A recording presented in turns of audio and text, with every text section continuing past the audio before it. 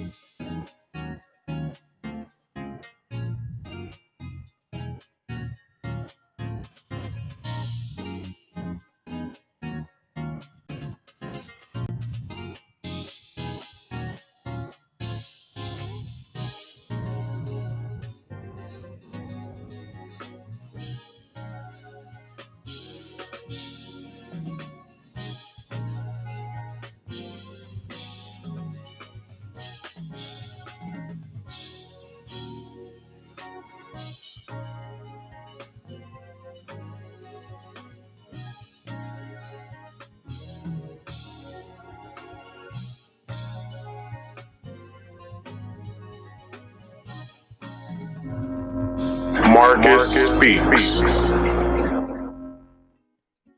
What's up, everybody? Welcome to Marcus Speaks Live. I'm sorry.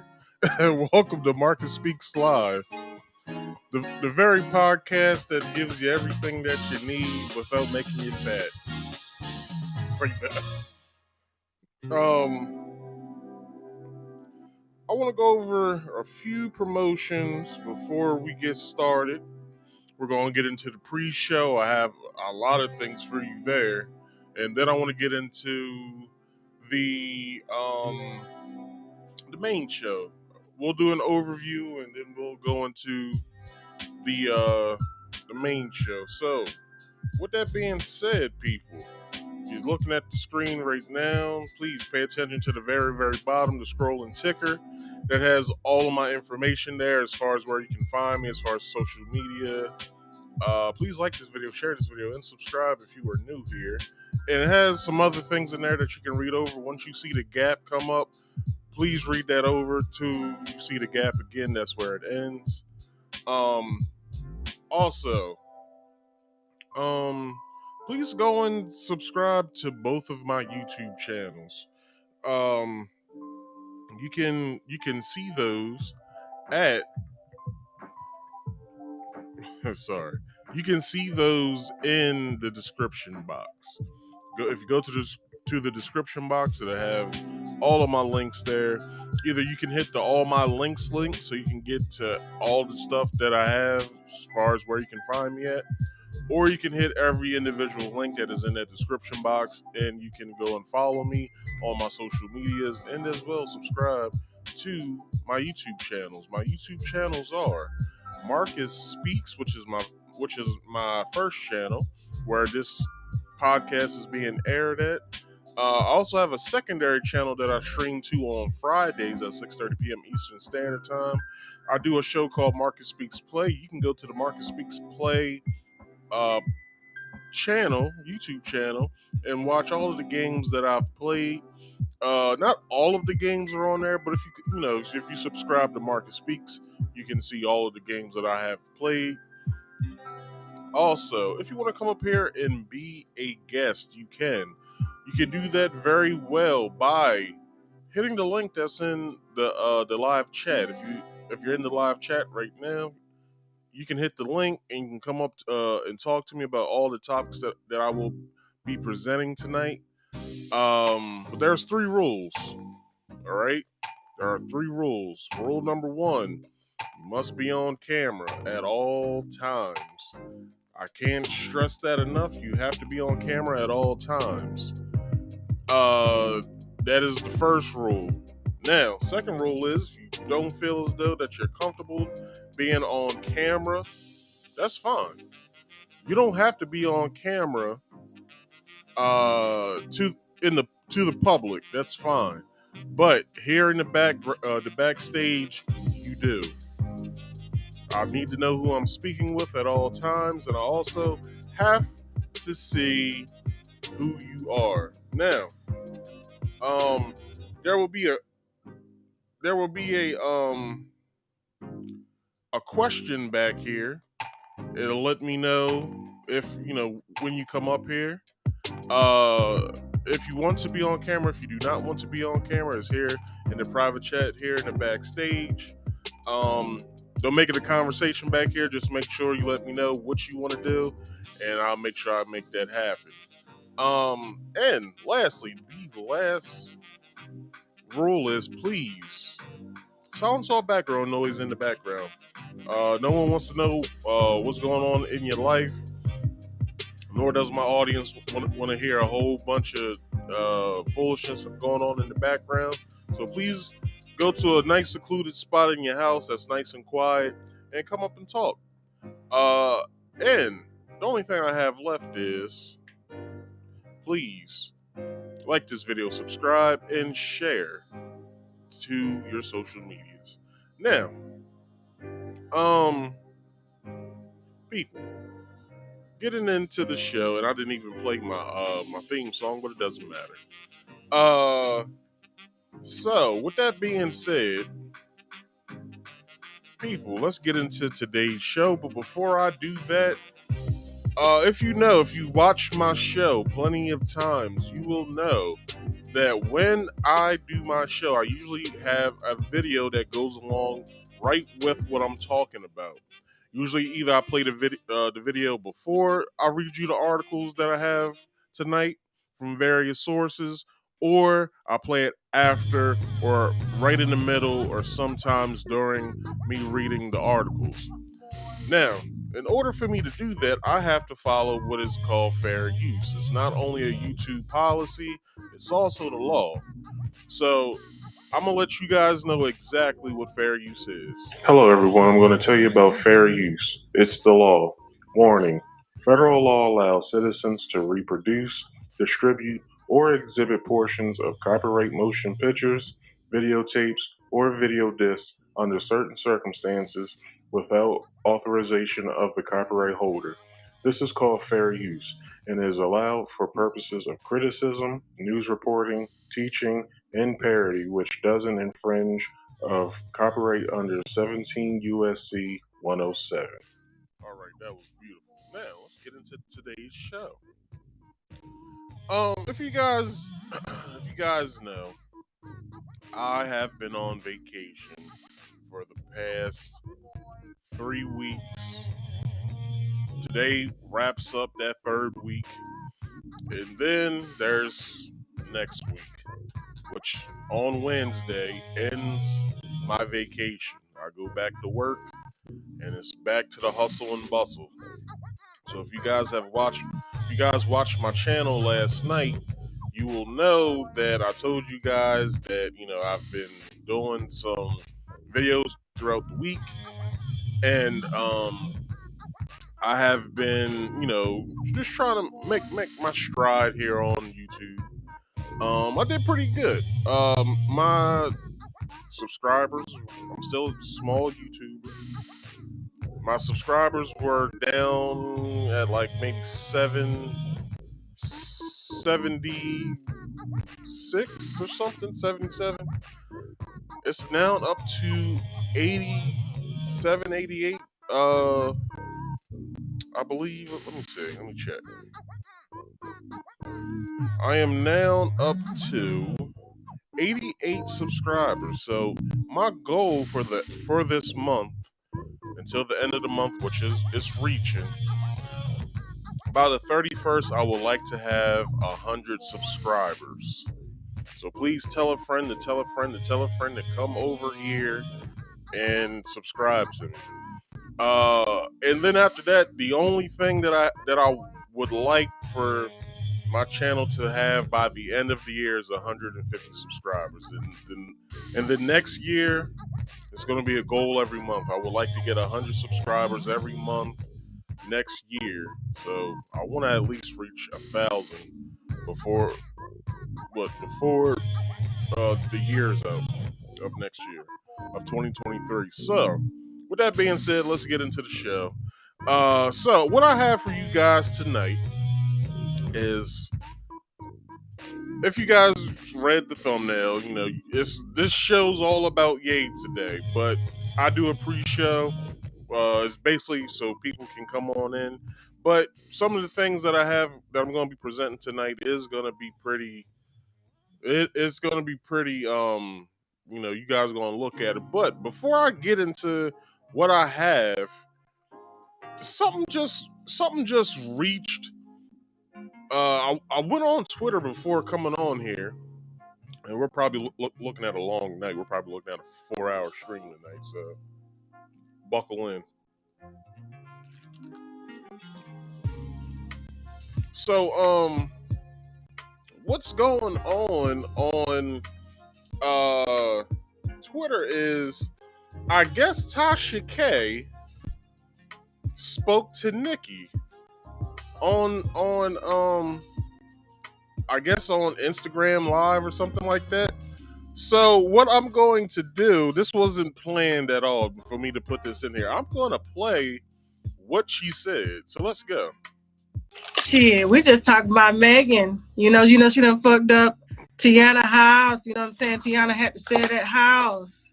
Remember all them damages to that house? Mm-hmm. Wow. Yeah. Nah, so you know the house that Tiana Taylor sold? You know Megan was renting that house. And that's why her and EJ fell out.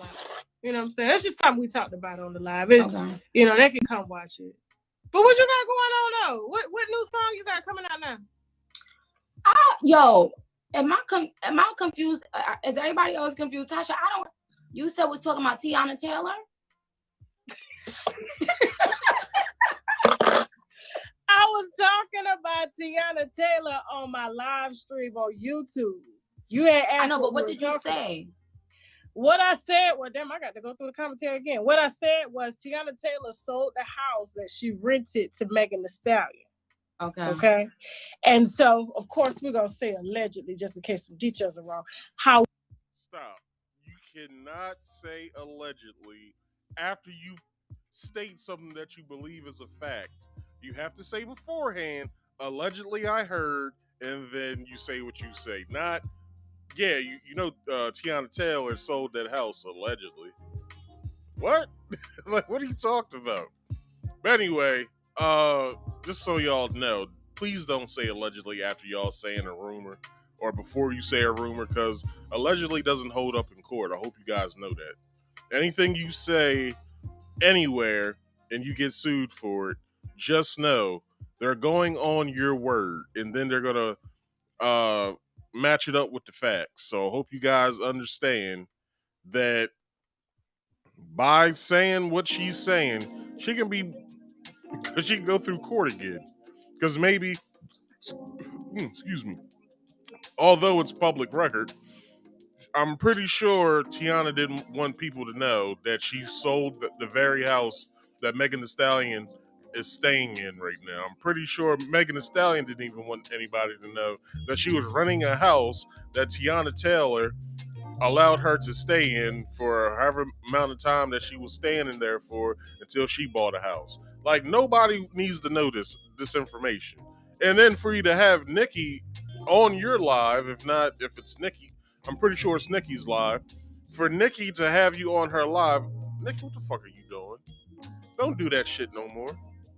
Now, let's keep going. However, that was the same house that Tiana pretty much had to beg for money from because Megan, the house got vandalized by her people from her showing the house off and stuff like that. So they messed up Tiana's, They messed up Tiana's front yard, backyard. You know what I'm saying? And that Megan rent the house and shit. It's a whole breakdown. So I ain't got the details in front of me, but it's on my live stream. So that's what we was talking about. We weren't talking about you tonight. You ain't break the internet. Oh, you break it every day. Xavier Minaj you said, break it every day. Abort the bitch. All right. So that was that. I'm gonna read over just a few tweets and then I'm gonna get into the show. So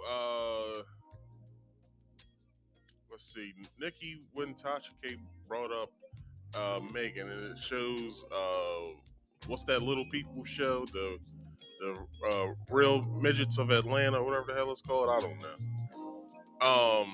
Is this an extended portion of what she talked about? Not just a snippet. So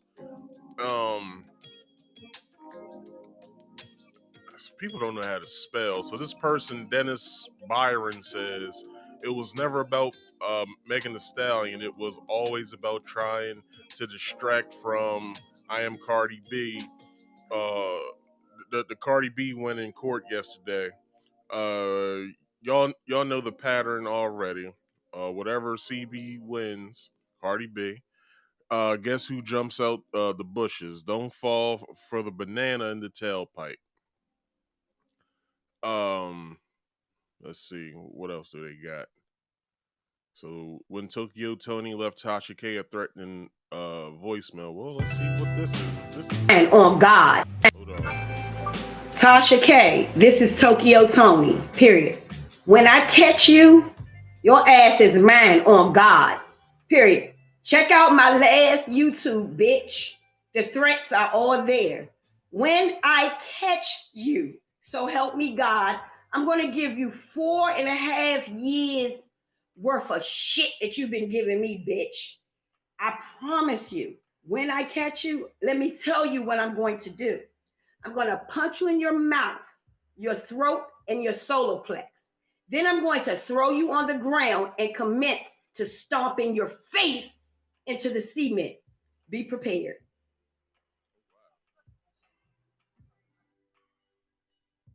Oh, wow.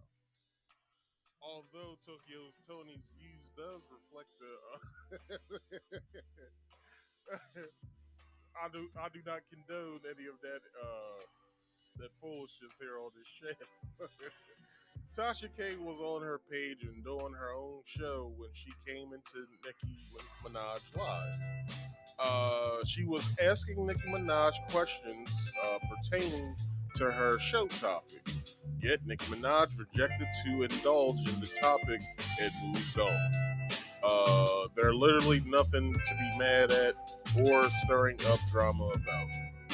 Thank you, Tony the Standard. There you go, homie. So basically, Tony just told, basically this other person, I don't know who this is, but it says it wasn't Tasha K and Nicki Minaj were discussing Megan Thee Stallion. It was Tasha K tried baiting Nicki Minaj into discussing Megan Thee Stallion. Stop trying to start mess, weirdo. So yeah, that's what's going on. Basically, is that Tasha K trying to pull somebody else? And I don't know if you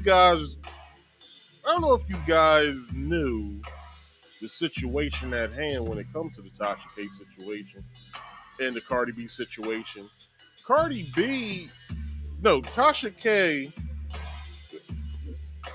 went at Cardi B because of, I'm guessing, at the time, Cardi B and Nicki Minaj was almost into a beef or something like that.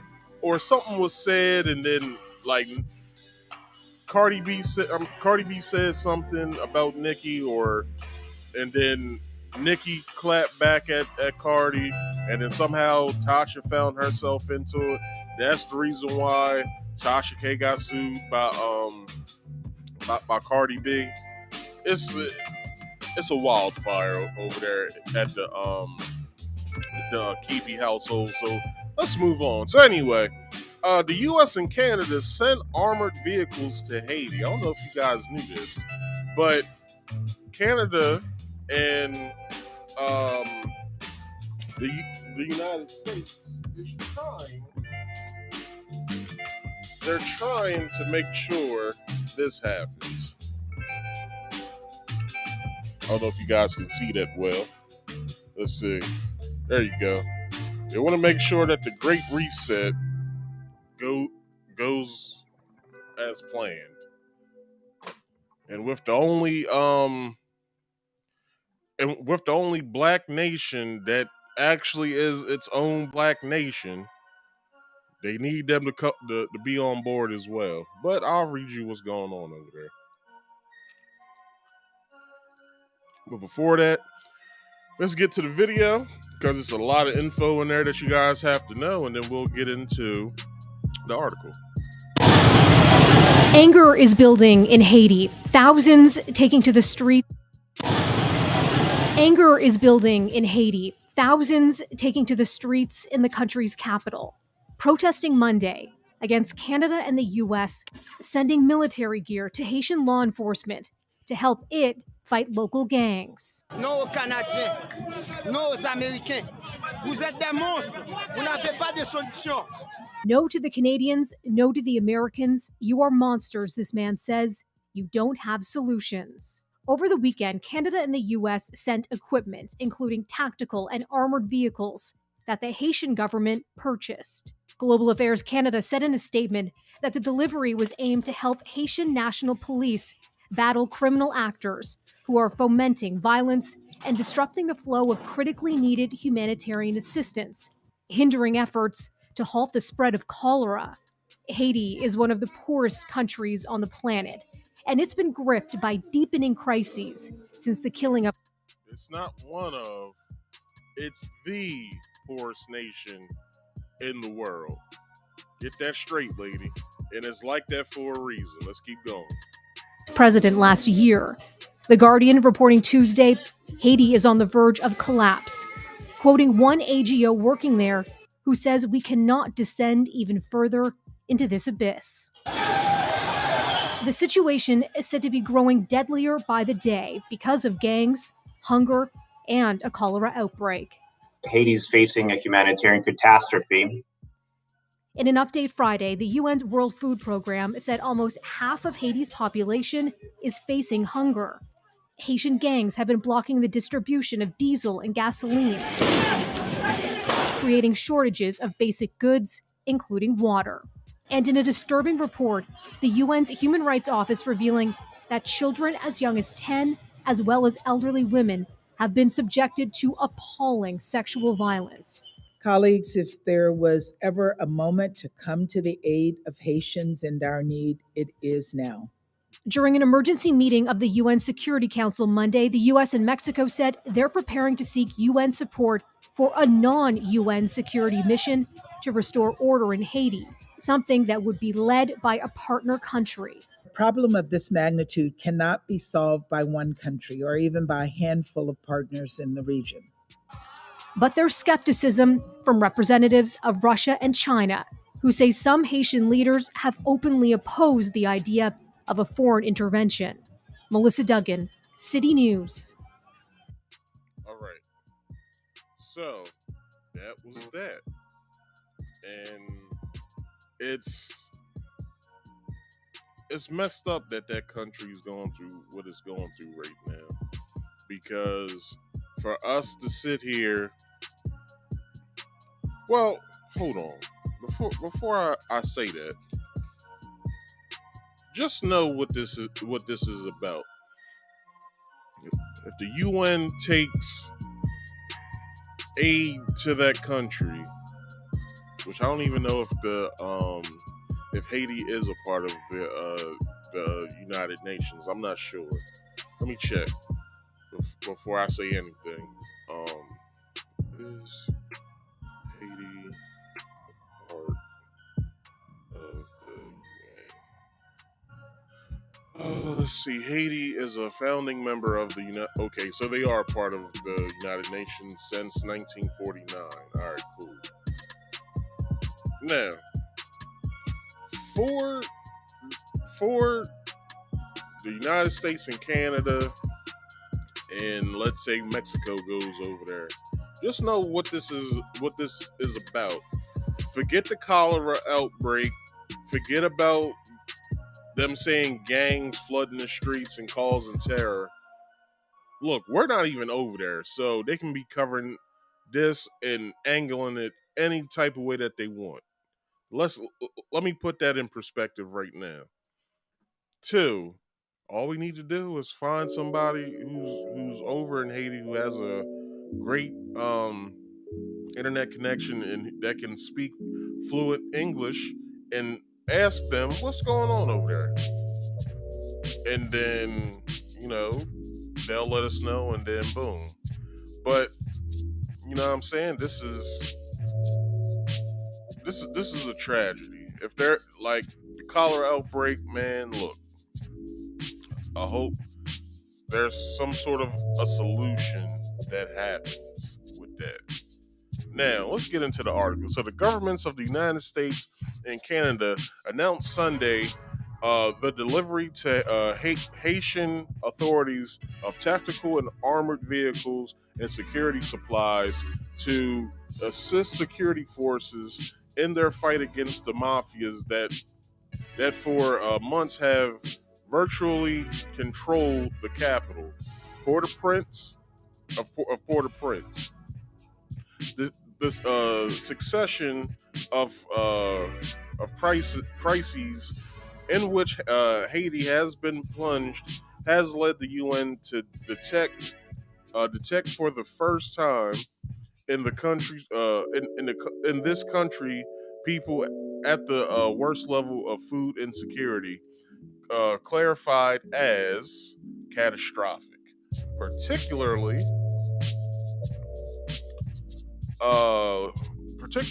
in the Cité Soleil slum just outside Port-au-Prince under the total domination of armed criminal groups. Well, hold on. Before I even go further, did y'all ever think why there's let's say that there are gangs over there in Haiti? Have you ever thought why that is? This country is one of the poorest countries in the world. We already know this.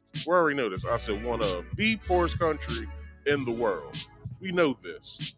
Now, let's take this a little bit further.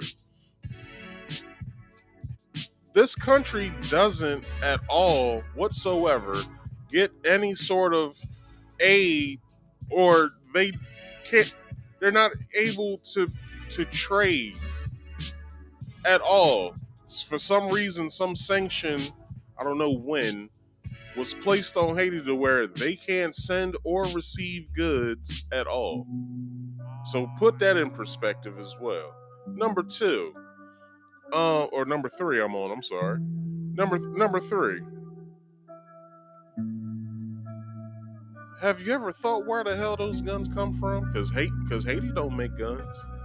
So how's it that there's a big influx of gang activity and people dominating areas of Haiti? Where the fuck is these guns coming from, son?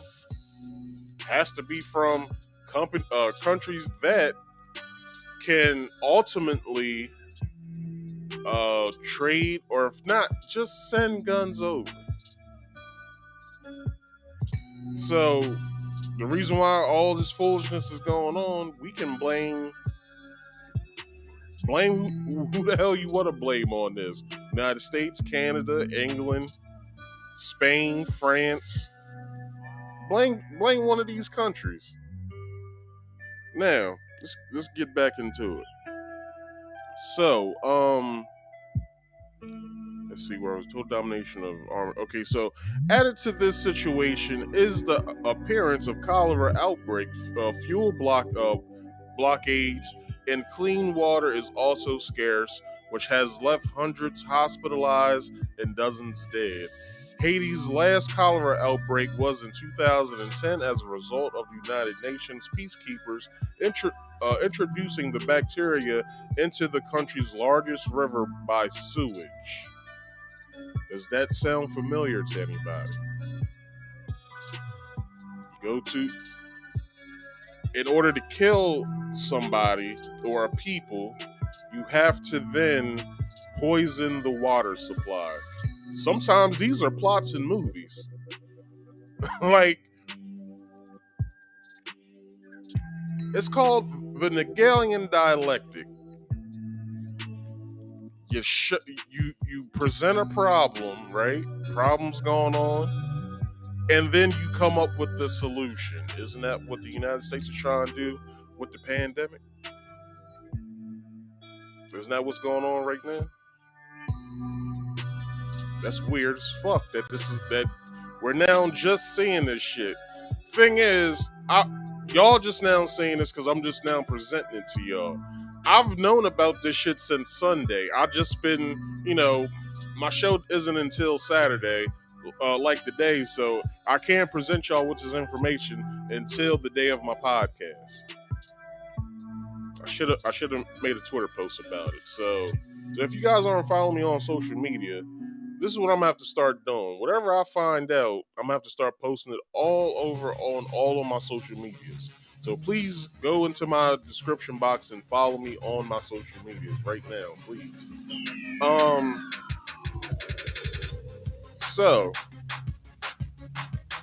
nearly 10,000 people died and more than 850,000 were sickened, which together have provoked a crisis of such gravity that Haiti's Council of Ministers last week approved a resolution urging the head of government, Ariel Henry, to ask for help from the international community and its armed forces to contain the gangs. Thus, the United States. Hold on, wait a minute before I go on. Y'all remember Somalia? Y'all remember what's going on over there? America did a policing action over there, and what? How many people died in the policing action of that? How many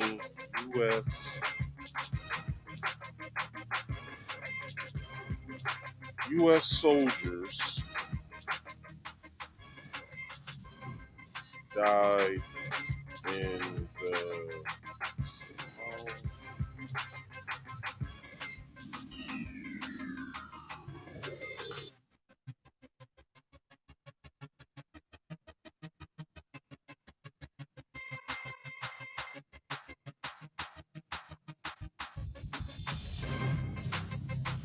let's see.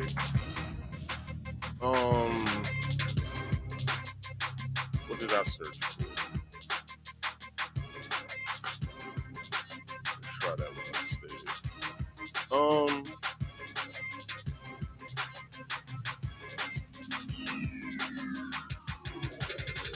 It was 4 U.S. soldiers that died in the Somalia conflict.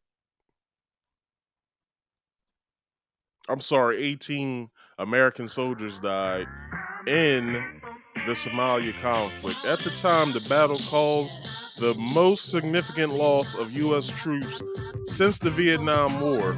Casualties included 18 dead American soldiers and 73 wounded, with Malaysian forces suffering 1 death and seven wounded, and Pakistani forces suffering 1 death and 2 injuries, because they probably only sent 5 people over there. But is this not reminiscent of that?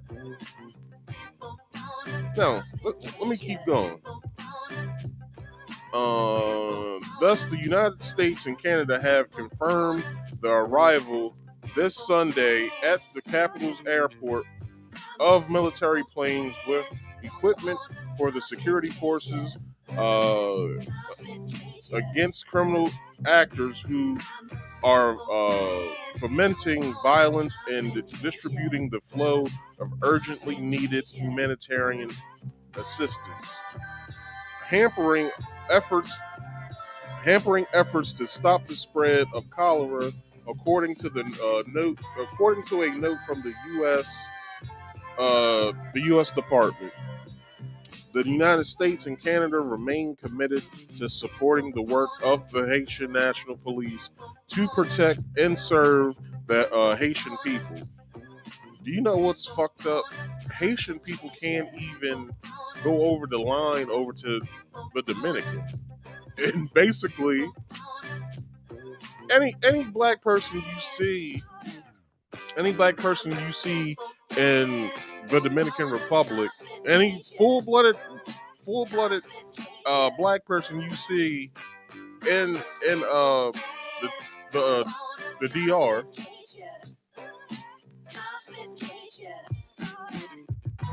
those niggas is African. Hope y'all knew that. If you didn't, then I'm sorry that you didn't know it. Them niggas is African. And they're just like the Haitian people. They're full-blooded African, which was conquered by the French. They did a whole, the Haitian people had a revolution that was successful and drove the French out of there. Thus, on the Spanish side of the country, those the Dominican Africans were not that successful, as you can see. But we have this now. So, the United States and Canada remain committed to supporting the work of the Haitian National Police to protect and serve the Haitian people. In coordination with international partners, our governments are working with Haitian partners to strengthen Haiti's capacity to train more police officers and improve law enforcement operations. The release concluded. The Haitian president thanked both countries for their assistance and reiterated his government's firm commitment to better equip the police in the fight against mafias to restore order and peace in the country. We would like to express our gratitude to our brave policemen who fought every day on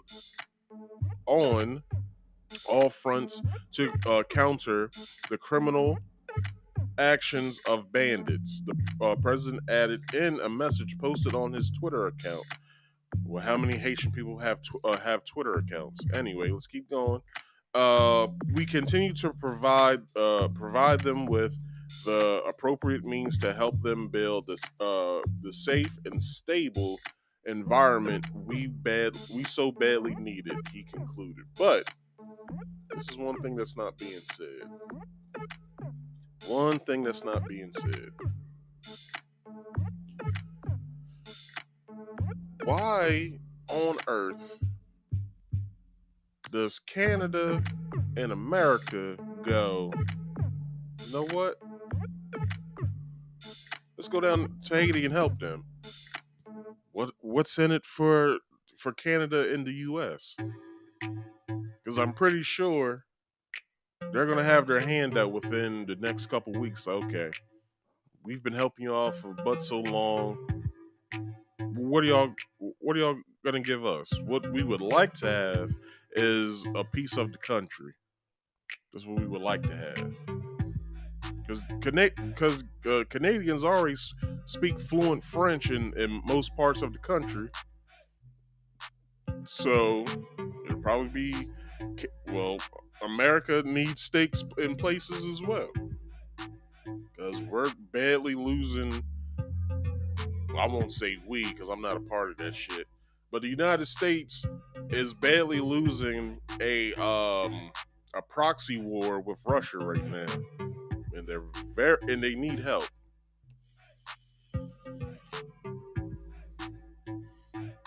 What better than a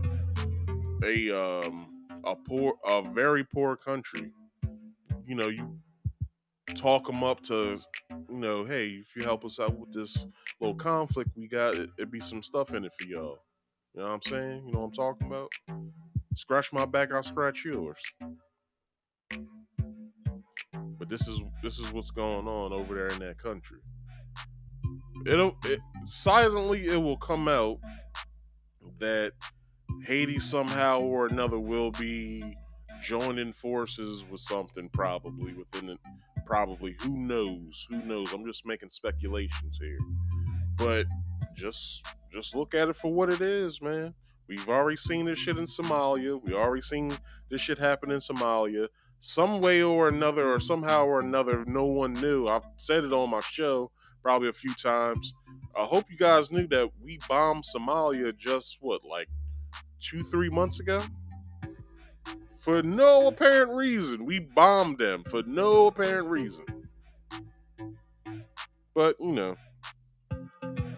let's move on. So, Sandy Hook family seeks steep punitive damages after $1 billion,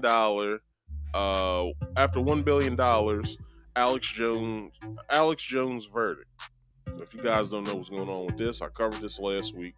Alex Jones he lost the case against the families of the Sandy Hook kids and or the Sandy Hook victims, I should say. So it was a new press release on this. Not only will he have to pay the $965 million that the judge said he would have to pay, somewhere in this, they're stating that when when everything's all said and done with this, or if presented, I don't know if he has to pay $965 million to each family member, or each family, I mean, or if that's just the bulk of it, and they all split the $965 million. But there has been an update on this. It says they said that by one's metric, they could be entitled to hold on, let me get this right now. 2.75 trillion based on the number of article impressions, InfoWars, false stories garnered. Now, if you guys don't know, when you go through like court proceedings, anything that you said about anything or anything that deals with defamation, they have to have those files on hand. So just so if your lawyer wants to present something different other than what other than what was collected, then someone, well, he would be the defense. So the prosecuting side would object to whatever that they're saying and hold up or have the evidence on hand and say, well, that's not what was said, and evidence number 75 of this article that stated blah blah blah blah blah blah blah, right? So with that being said, who knows? But you gotta remember, we are offered a speedy and fair trial, or fair and speedy trial, probably, whatever way it goes, but we're granted that, right? What was fair about this if Alex Jones himself, right? They said in the court case, well, you didn't present the certain information that we asked for, and he said, yes, I did. I gave you my cell phone. It was like, you asked for my cell phone. You got my cell phone. You got everything that was in that cell phone. So why is it that you're now sitting here lying to me, stating that I didn't give you or present my iPhone to you guys when you asked for it? Because he knew what he was up against. I believe Alex Jones when he said he gave him his cell phone. Let's say he cloned his cell phone. Well, if he cloned his cell phone, everything that was on his cell phone, his original cell phone, then that means that the clone cell phone will have that same shit on there, unless they decide to redact some of that stuff out of the new cell phone. But who knows with this, man? He still can go through appeals, so I'm pretty sure he's not worried one bit. They probably won't get one red cent. If not, he'll probably pay less than what the original agreement was, which is 9.65 million, I think it is. 965 million he'll have to pay. So we'll see after this gets out of appeals, because they're throwing up weird ass numbers. No corporation, no business has ever had to pay this amount of money to anybody ever, other than well, no, not even my place of employment had to pay that much money out. Anyway, hey man, we'll see this.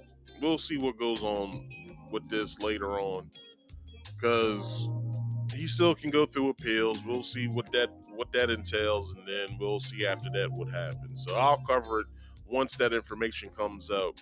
But moving on to the next subject, man. And I forgot to show this picture too of Alex Jones.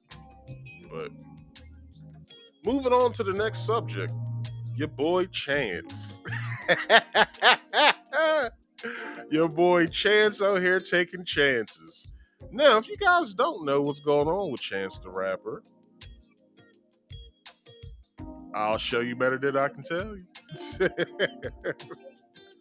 Okay, you guys, so Chance the Rapper is trending, but it's not for what you would think it would be. So, someone basically called out his likes on Twitter.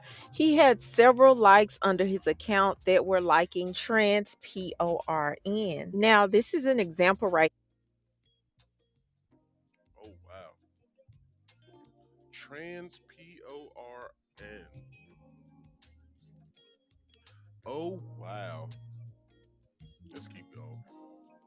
Here, so these were his likes, two different dates. I can't show the picture, of course, because YouTube is not going to go for it, but this is the type of stuff that he was liking in his likes. I think he forgot that people can easily look at your likes on Twitter. They have been going in ever. Well, could it been him? Let me play devil's advocate real fast. Could it been him? Because, Chance the Rapper is a brand. So I'm pretty sure anyone who works for him has access to his social medias. It could have been someone on his team. Who knows? It could have been him. I'm not saying that it's not him. Because have you seen his wife? Anyway, that's strong face up. I mean, Chance might have not done that. It could have been, one of his teammates, his team members, or could have been him. Who knows? They've been saying things like, ain't no way, Chance, your likes are public.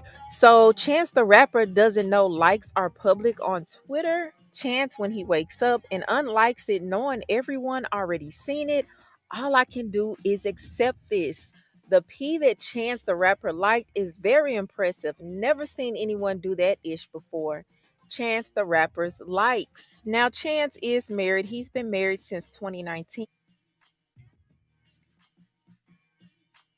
And people even went as far as to try to compare her to looking like a trans woman, basically saying, Come on, she got a strong face. Come on now. Like, come on, I wouldn't be who I am if I didn't put. Look, even before I had my show, when I saw what his wife looked like, I said, "Damn, that chick got a strong face." You know what I'm saying? The jawline, the chin, the cheekbones, the forehead. Come on now. Strong features for a woman. That's all I'm saying. Let's keep going. Like, are you guys really surprised? But I think his wife is really pretty. But this is my thing about the whole situation. His wife. Now, this is probably her without makeup, if she is not wearing makeup. Now, there are some people that I say don't look right with makeup. Megan Thee Stallion being one of them. Megan Thee Stallion, I feel as though looks better without makeup than what she does with makeup. Because when she has makeup on, I feel as though that makes her look ugly, like real ugly. And then when she has the fresh face out, she looks good to me. I'm like, damn, see, that's what I want to see. I want to see more fresh face Megan. I don't want to see all done up, made up Megan. Megan needs to make her next album needs to be about like just like getting back to self or whatever. She needs to start rapping about getting back to self and like, doing what do girls say, getting back to myself. I'm trying to figure out who I am. She needs to make an album like that and have no makeup on, no booty. Well, have some booty shaking in the videos and when she does shows and stuff like that. But let it be more of a, you know what I'm saying, like kind of a upbeat, slow album to where she can just showcase her fresh face and don't even have like these corset and leggings and stuff that you be wearing on stage. Like have like some normal girl wear on stage, like some booty shorts and like a t-shirt, like a girl t-shirt, or have in one of your boyfriend's big t-shirts, and that's what the song's about. You know what I'm saying? Because everybody wants to see more fresh face Megan instead of, you know what I'm saying. But getting back to this, I don't know. I can't. This isn't really a good depiction of what she looks like. So I don't know if she looks. I don't know. All I'm saying is that over here with these pictures, dude, come on now. Let's keep going. Might already know that he might not like just straight women. He might like trans women also. So it is what it is. I really don't have too much to say about it, but live in your truth, okay? But I do want to know what you guys feel about this situation. How do you feel about him getting caught up with his likes? These celebrities need to remember people are always watching you, always. But you guys leave your comments below. Do not forget to subscribe. I don't know. I don't know. Y'all be the judge on that. I don't know. Anyway, let's get into this article. I didn't really say where all those other articles were from, so let me say that right now. My first article about Canada and Haiti going to, or Canada. Hello, everyone. I'm going to U.S. and Haiti going to Canada is from MSN. I guess MSNBC or just MSN, Microsoft Network. And then the second one about Alex Jones was from Reuters. This was from Radar Online. So this says Chance the Rapper became a trending topic on Twitter. I didn't see that until later that night, which was Thursday going into Friday night. So it was around midnight when I saw it. And it says trending topic on Twitter this week, not for his chart topping music, but rather for his sexuality, a sexually explicit tweet that he allegedly liked, then unliked. RadarOnline.com has learned fans were privy to his social media activity on Thursday after spotting a recent post on which his verified social media account appeared to hit the heart button. the original tweet from the account at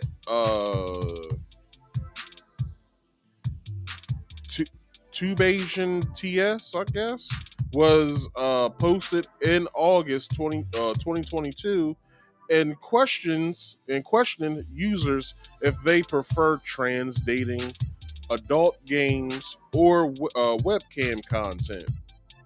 All right. So fans are wondering if Chance, real name Chancellor Jonathan Bennett, removed his like after being made aware of the Twitter storm. Laugh my ass off. Twitter is faster than the FBI, one commenter wrote, while countless others offered their input. If I was Chance the Rapper, I would tweet, "Yeah, what about it?" I guess this is all LGBT people saying this. Another quipped, "He ain't got no damn burner account." Meanwhile, some fans felt the response to his liked tweet showed. Sorry, I should have had this up the whole time. Is tweet. Let's see. I was just tweet showed another issue at hand. People saying they're gonna unstand Chance the Rapper because he liked trans prawn, but still stand artists who got several abuse and sexual assault allegations or associate with people who got them. What's up with that? Well, I'll tell you what's up with that. I'd rather hang out with somebody that either shot a nigga, stabbed some folk, fought some people. I'd rather hang around with them than a nigga who's on Twitter liking trans prawn. All right, that's just what I'm saying. I'd rather that than to be around some dudes that rap paid or wanna fuck or liking pictures of niggas who look like females. Just saying. I'd rather be around the nigga, the a hood nigga that can fight and shoots niggas and stabs niggas than a nigga who's on social media liking niggas who look like bitches. That's all I'm saying. All right, let's keep going. A social media user argued while one more suggested his like shouldn't be causing this type of discourse. Well, let me tell you why.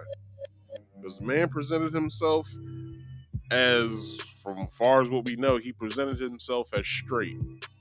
That's what we know about him so far.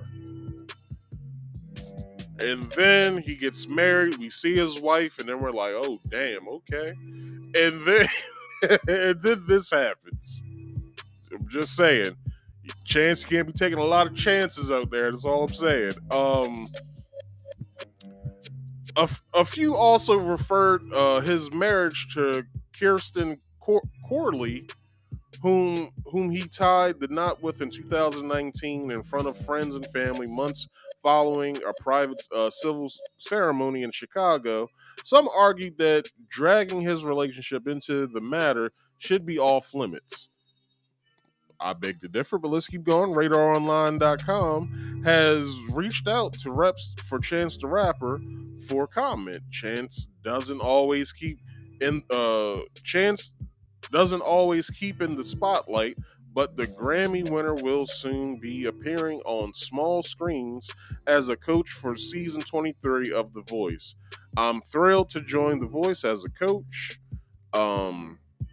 For the next season, Chance said while sharing his joy in a statement. I'm excited to help other artists get to the next level and make the most of this life-changing experience. Getting ready for #Team Chance. This week, Chance also made headlines for his flawless impromptu performance of Kanye West's hit All Falls Down after being asked to rap a song he knew from heart front to back during a recent appearance on T-Pain's Nappy Boy Radio Podcast. So, Chance, I hope you out here making sure shit is all copacetic, because niggas will drag you on Twitter, but nigga, you taking chances, taking chances doing the shit that you doing, homie. I don't know what to think of you anymore.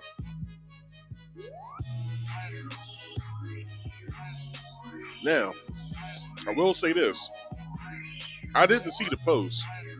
I just saw that he was trending on social media. So anybody who did, please don't send me that link. I do not want to see whatever the hell that lady saw in that video that I just presented to y'all. I do not want to see. I do not want to see it at all. But moving on to the last part of the pre-show. If you guys haven't seen this video, please pay attention to what the hell's going on in this video. This video is all of 7 minutes and 40 seconds. I will play every single bit of this because I want you guys to see exactly what the hell happens when you're doing too much, basically. Here we go. I'm sorry.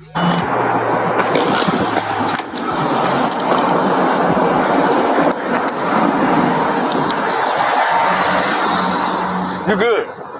So wait a minute. So we've seen this before. We've seen this plenty of times, right? So a sheriff or some police officer is taking an inmate either to court, the hospital, dentist appointment, what have you, right? We've seen this countless times in our life, right? I see this damn near all the time because I live in the downtown district of the town that I live in. So I see this a lot of times during the week. But let's keep going with this because it gets interesting. Good.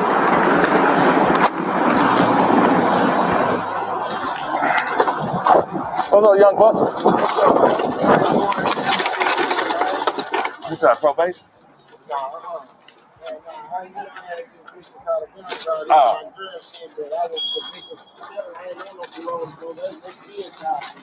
What's up? Okay. Maybe your gas can say it's hurt and maybe you can get out for it.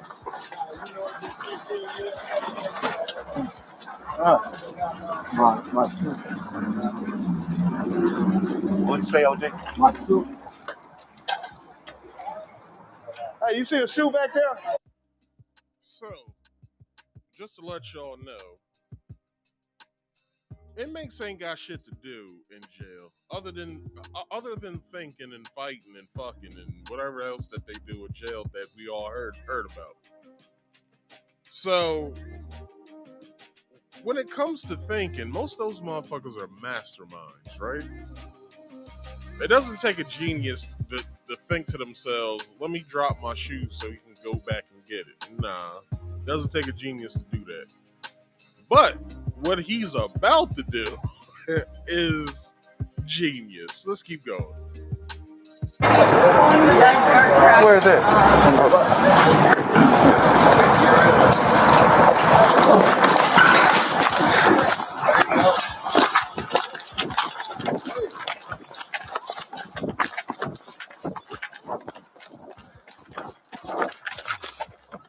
Oh, I'm gonna catch you, baby. I'm finna shoot your bitch ass.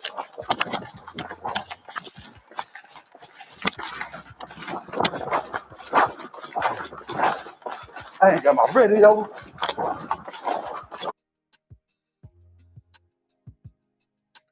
Just the funny part is that we can't see this motherfucker in the camera shot at all. He must have been hauling ass down that alleyway. Let's keep going.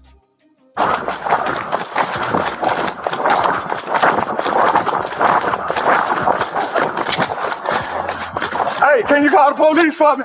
Call the police for me. Hey, call the police. Why is that so damn funny? Hey, can you call the police for me?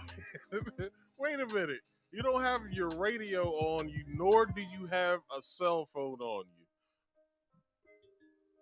quit. Just quit. That's all you need to do. Go down to the unemployment line, see what else that they got, because obviously you're not fit for this. You're not fit for this job. Because my boy, because you got, okay, check this out. My brother works in corrections or whatever, right? So he tells me a lot of stories that goes down in jail sometimes. Like, you know what I'm saying? He'll either tell me, like, yeah, they got into a fight, we had to break it up, whatever. It was over some stupid shit, whatever, right? So then he told me this one story, and I'm not gonna repeat it because it's disgusting. Just use your imagination. All right. So the one thing that he told me was most of the guards,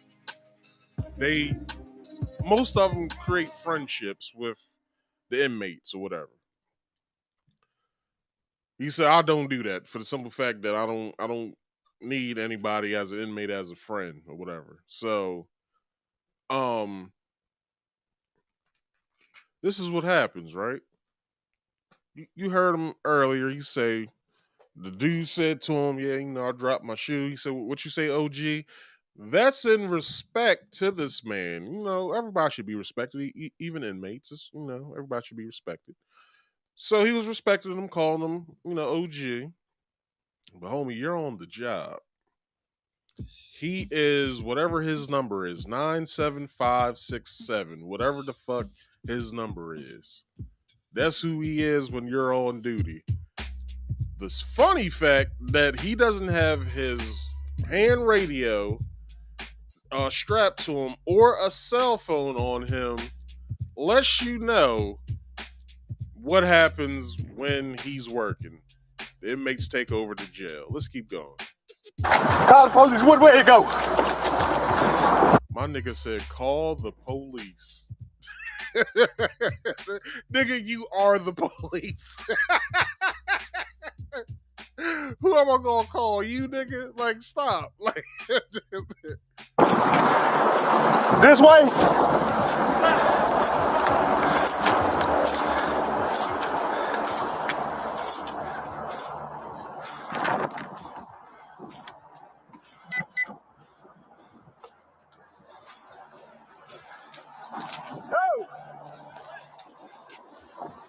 you see how winded he is? Now, as a police officer, I'm pretty sure they have a strict regimen for you guys to be on as far as what you eat, and you have to do exercise and some sort of combat training, either if you want to get into jiu-jitsu or karate or what have you. I'm pretty sure you're supposed to do all this for the job. I'm pretty sure you're supposed to do that. But this dude is winded, which means he doesn't exercise, which means he's a little soggy around the midsection, which also means he doesn't take his job seriously, because if so, he would have ran this nigga down like a track star.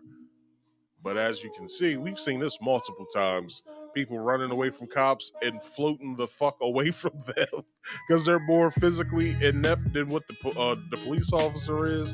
We've seen this numerous times on social media. Let's keep going. You got your phone? God damn.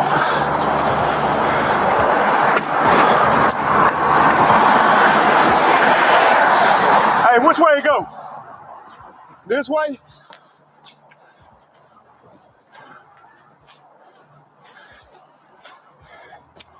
God damn. Hey, bro.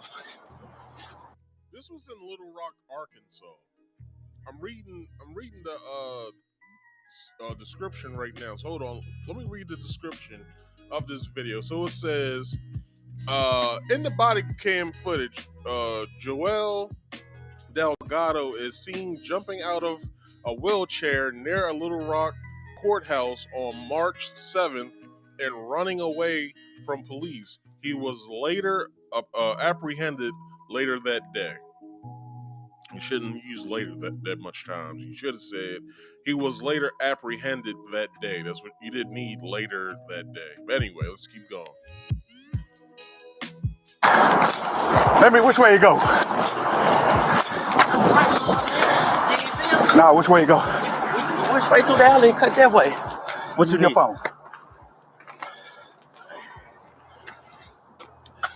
My damn radio came out.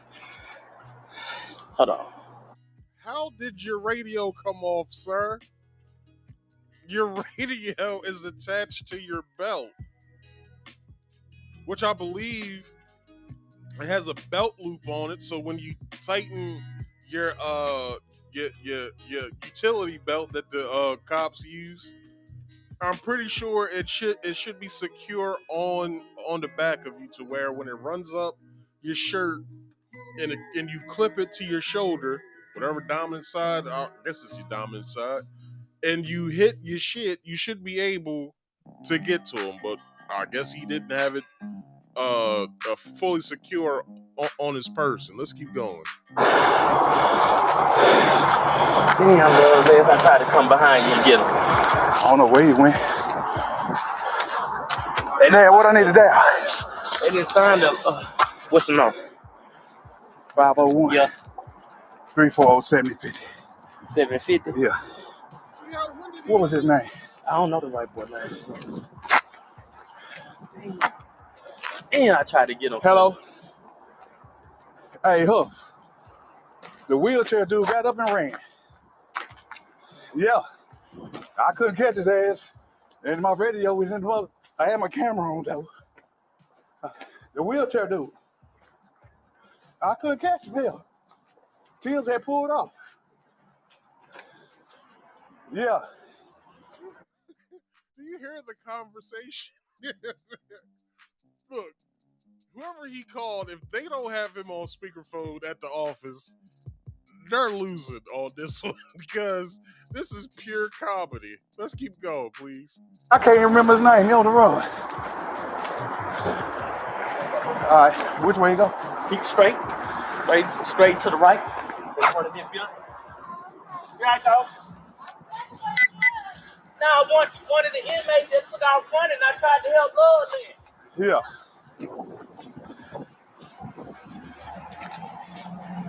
All right, Lord, man. All right. Hey, this is crazy. That nigga had all that shit on. Yeah.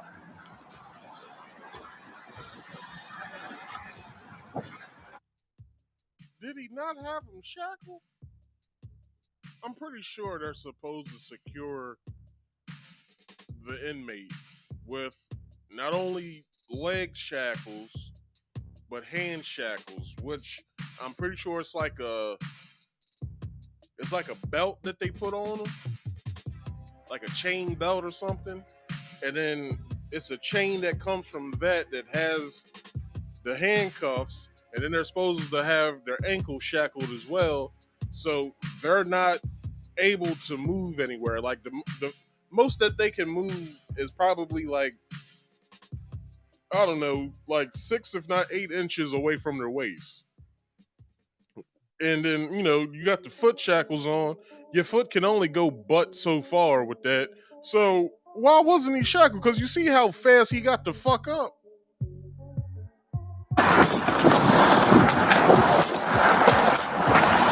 My damn radio came off my belt.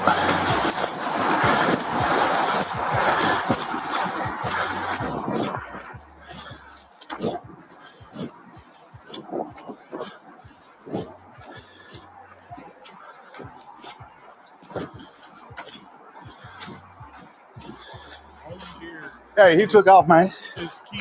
The wheelchair dude ran. He had a neck brace on and all that shit. Did he really? Yeah.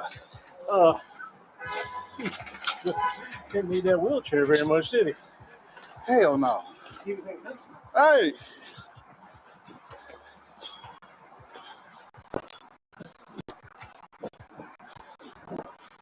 You should be looking for your radio, sir. Dude ran, man.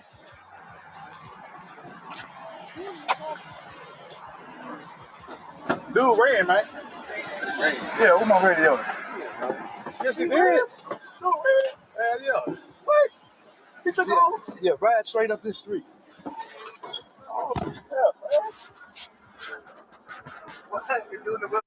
He got his vest on.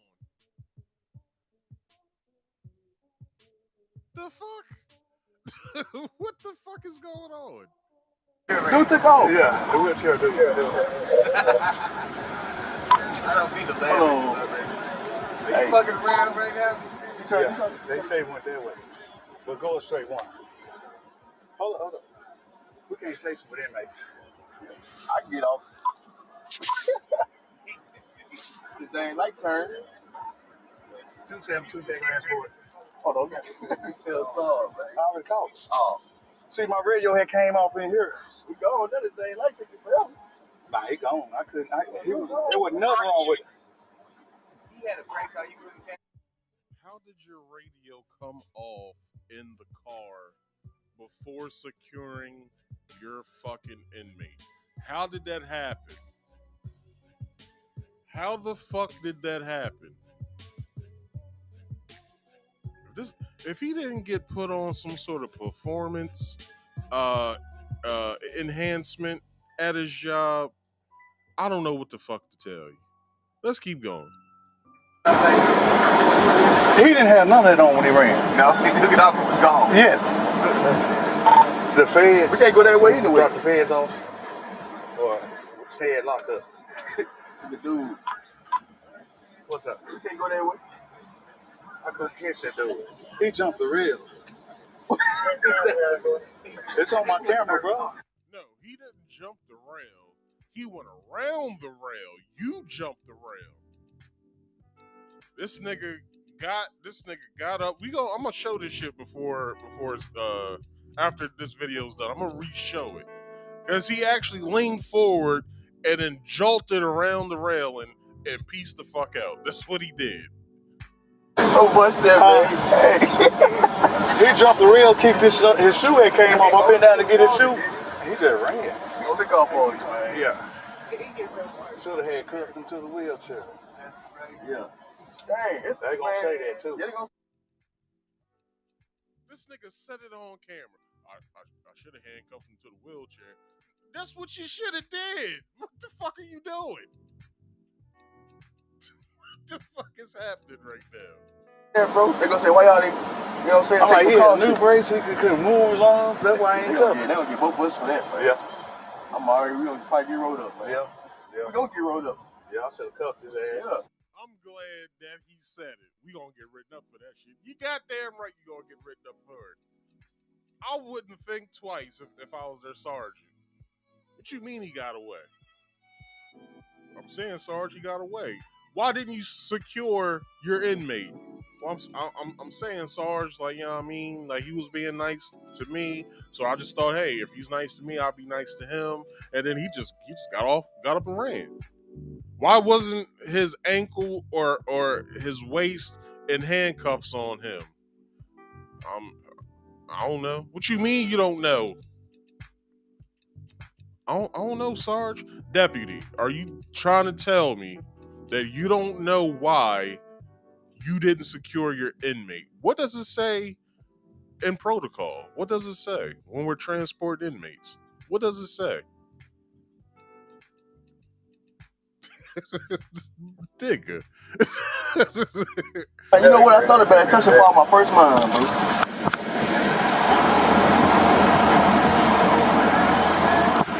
Man. It's still recording. Hold on. We was in transport, man. Yeah, don't be a part of transport anymore. You need to be in the jail. Fuck that. You need to be in the jail. It's already on there.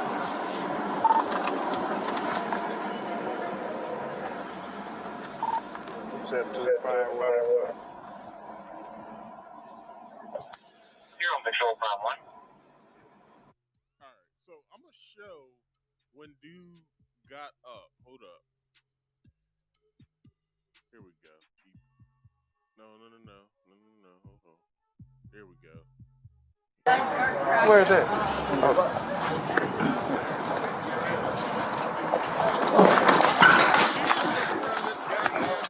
Railing? You jumped over the railing. That nigga was out. See how long it took him to get down that railing? Hold on. Let's count it. Where is it?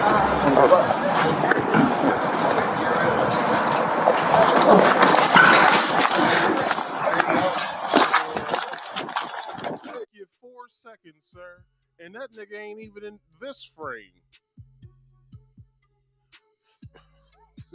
4 seconds it took you.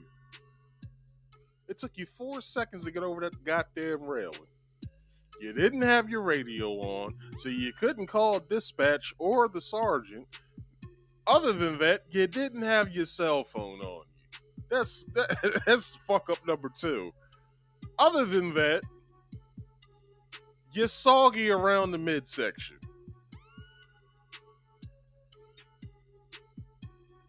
My homeboy Jamal just said, buddy got light on his ass. You goddamn right he did.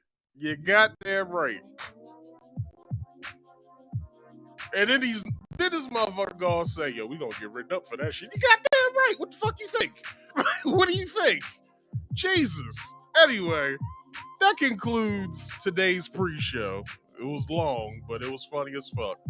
Let's get into the show at hand. So, quick overview. What I got for you guys today is basically, I'm going to be talking basically all about Ye, formerly known as Kanye West. Now, if you guys don't know what the fuck's going on with Kanye's been making some waves, or monsoons, I should say, in the news because he decided to say, fuck it, I'm gonna start outing motherfuckers. Now, if you guys didn't see Sunday's Drink Champs, I'm pretty sure you can go on YouTube and go to, just type in Kanye Drink Champs 3, and whoever's channel it's on, they're getting views right now, which I'm thinking about ripping it from somebody's channel so I can have it as well, so y'all can start watching my shit. So what I got right now is a quick story. Rapper Kanye West appears to be I'm sorry. Is what I got is, the first thing is that not last week. Was it last week? Yeah, last week. Last week, J.P. Morgan decided, after Kanye's tirade last week, that basically pushed into this week what he's been saying about a certain select few of people. And this is what happened. Rapper Kanye West appears to be in hot water yet again. Chase Bank has severed ties with him. For now, a spokesperson for Chase has declined to comment. West has recently come under increasing fire for his repeated use of hateful, anti-Semitic, and stereotype tropes. All right, so they say it's anti-Semitic. No, I won't do it just yet. I won't do it just yet. It's not that he's talking about a certain select few of the Jewish regime. That's all. All right. Hold on, Maul. I got you. And I'm gonna post your question.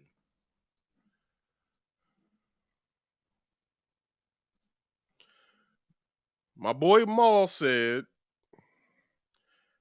is Jewish, or are Jews a race or a religion? They're a religion. Because how can you be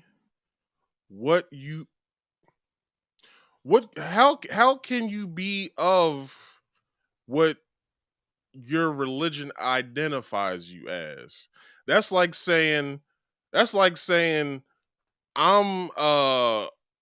Sunni. I'm not African American. I'm Sunni. But Sunni is the sect of the Muslim religion of which I identify with more than Shiite and all the other ones. Well, I would say I'll be more part of whenever I go and register. I'll be more a part of the Nation of Islam than anything. But I'm just saying. But are they? Hold on, that's not what you asked. You said reparations. Hold on, and didn't they receive reparations? I'm sorry. Let me put what you said up before that, and then I'll put that back up. He said, "Is Jews a race or a religion? They are a religion." Now, didn't they receive reparations? Yes, they did from the United States government. 1945, I believe it was. They got that. But we haven't got it yet. That's crazy. All right. U.S. banking giant J.P. Morgan Chase is ending its relationship with rapper and designer Kanye West, who now goes by Ye in his Yeezy brand. A letter from the bank informing Mr. West of the decision was posted on Twitter by a conservative commentator, which I believe was Candace Owens. At the weekend, his Twitter and Instagram accounts were suspended after he posted anti-Semitic messages. The BBC understands the letter from JP Morgan predated recent controversies, as it was sent on the 20th of September. In the letter, the bank gave Mr. West until the 21st of November to transfer his business. J.P. Morgan Chase declined to comment. Mr. West has previously taken to social media to criticize J.P. Morgan's leadership and said they would give him access to the bank's chief executive, Jamie Dimon. I guess Jamie Dimon, I don't know. He told Bloomberg in September that he was severing ties. Hold on, severing ties with the corporate partners, and that it's time for me to go. It's time for me to go it alone. I don't know what go it alone means. Anyway, representatives for Mr. West did not immediately respond to the request for comment from the BBC. The move by JP Morgan comes as Mr. West's business partners have come under increased scrutiny. Last week, sportswear firm Adidas said it was reviewing its deal with him days after he showed a White Lives Matter t-shirt design at Paris Fashion Week. The company did not mention the controversy, but said successful partners are rooted in mutual respect and shared values. Nah, nigga, I just want my money to rest here. That's all I want for my money to do, is to rest here. Not for us to have the same values. I don't fucking care what you value. I just want my money to be here when I come here. When I go to the store, I want to be able to swipe my card and be able to purchase the things that I want. I give a fuck. Well, I don't give a fuck about what you believe in and what your values are. The hell with your values, sir. Anyway, let's keep going.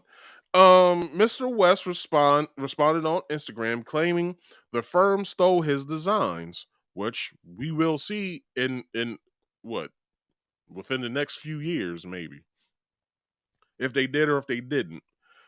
The post now appears to have been deleted. Adidas told the BBC it had decided to put the partnership under review after repeated efforts to privately resolve the situation. A spokesperson for the German sportswear company also said that the Adidas Yeezy partnership is one of the most successful collaborations in our industry's history, which is stupid as fuck that y'all sever ties. Anyway, last month, Mr. West said he was ending his partnership with the retailer. Hold on, I just had a thought. Adidas is a German brand. Do Jews wear Adidas? Anyway, last month, Mr. West said he was ending his partnership with the retailer Gap. He accused the firm of failing to honor the term of the deal, including by failing to open standalone stores for his Yeezy fashion label. Well, he said in the deal, Kanye West said in his deal, it said that he would have standalone stores for his Yeezy brand. Also, I believe he was going to partner up with whoever the fashion was with, the clothes and stuff. I believe he was going to partner with them and get his not only his shoes but his clothes into those stores. Well, since that fell through, he can do it on his own. I said this like months ago, if not like a couple weeks ago. I said this a couple weeks ago. If that was so to happen now that he's on his own, he'll be able to go about it the way that was said in his deal. Hell, he's a billionaire. He can do a pop-up shop in LA tomorrow and he'll probably sell out. But, So, next we got there's Kanye. JP Morgan Chase, and then we have Parler. So Ye in talks to buy Parler from Reuters. So here we go. I believe this is the next one that's up. I believe. No, same thing. Okay, here we go. Andrew, just real quickly, Kanye West buying Parler. Yes. Go. Oh, goodness gracious. Well, now Elon Musk is going to own Twitter. Trump will own Truth Social, and Kanye will own Parler. And by the way, Peter Thiel and J.D. Vance will own something called Rumble. So the new social media moguldom, if you will, is clearly owning one of these things. Parler, of course, as you know, had sort of fallen off a bit, in part because it had been taken as a competitor to Truth Social and to Twitter and everything else. What Ye, as he's now calling himself, will do with all this, I do not know. And given all of his anti-Semitic screeds and other comments he's made, he just was out talking about how he thinks that George Floyd was killed by fentanyl or something crazy. I don't know who's going to... More with that later. All right? More with that later. On this platform, I don't know if advertisers will want to back this platform. We'll see. We will see. That's the same thing that they saying about Twitter. They don't know if advertisement, if there's going to be any advertisement on Twitter after Elon takes it over. But I say why? Like, why is that such a, I'm pretty sure Elon will be able to get some sort of advertisement so Twitter can start making money. Because as we know, Twitter doesn't really make money like that. But anyway, American rapper Kanye, or Ye, who now goes by Ye, has agreed in principle to buy Parler, the social media platform popular among U.S. conservatives. Parent company Parliament Technologies said on Monday. Nashville-based Parler, which is raised about $56 million to date, said it expects the deal to close during the fourth quarter of 2022. It did not give a deal. Parler, which launched in 2018, has been reinstated on Google and Apple Inc.'s app stores. I need to download that shit after I get off here. Being removed following the U.S. Capitol riots in January 2021. Parler is one of several social media platforms, including Getter, Gab, and Truth Social. The position themselves as free speech alternatives to Twitter Inc. Now something's going on with my sound. And I don't know. Oh, I see. Hold on, y'all.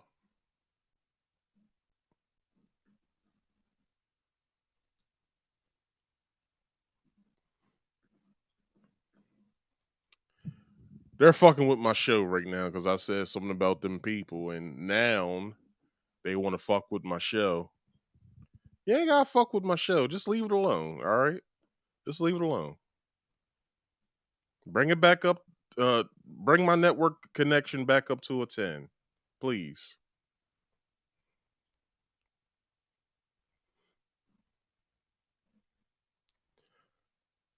Now, people, they're now fucking with my show. If you guys don't know, I'll monitor my show.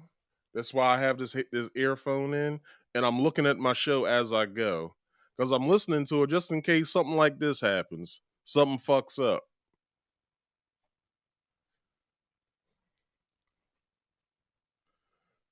So just to let Restream and YouTube know, I monitor my show. I hope y'all know that. So since y'all know now, stay off my shit. Now, see, now it's back up to green. That's crazy, right?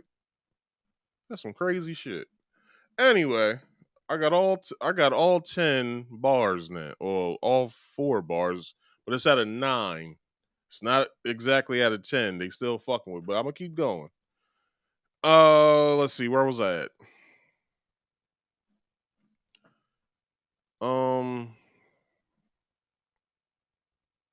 Okay, so went over the parlor thing.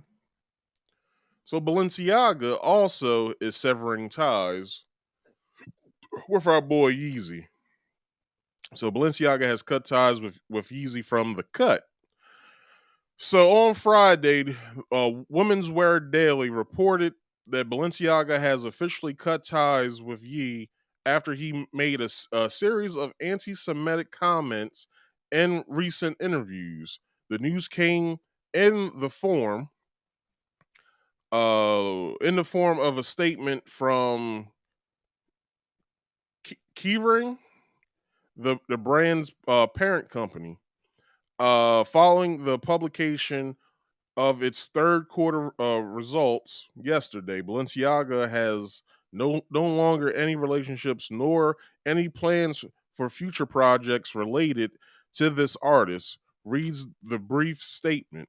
The brand did not immediately respond for additional comment this morning.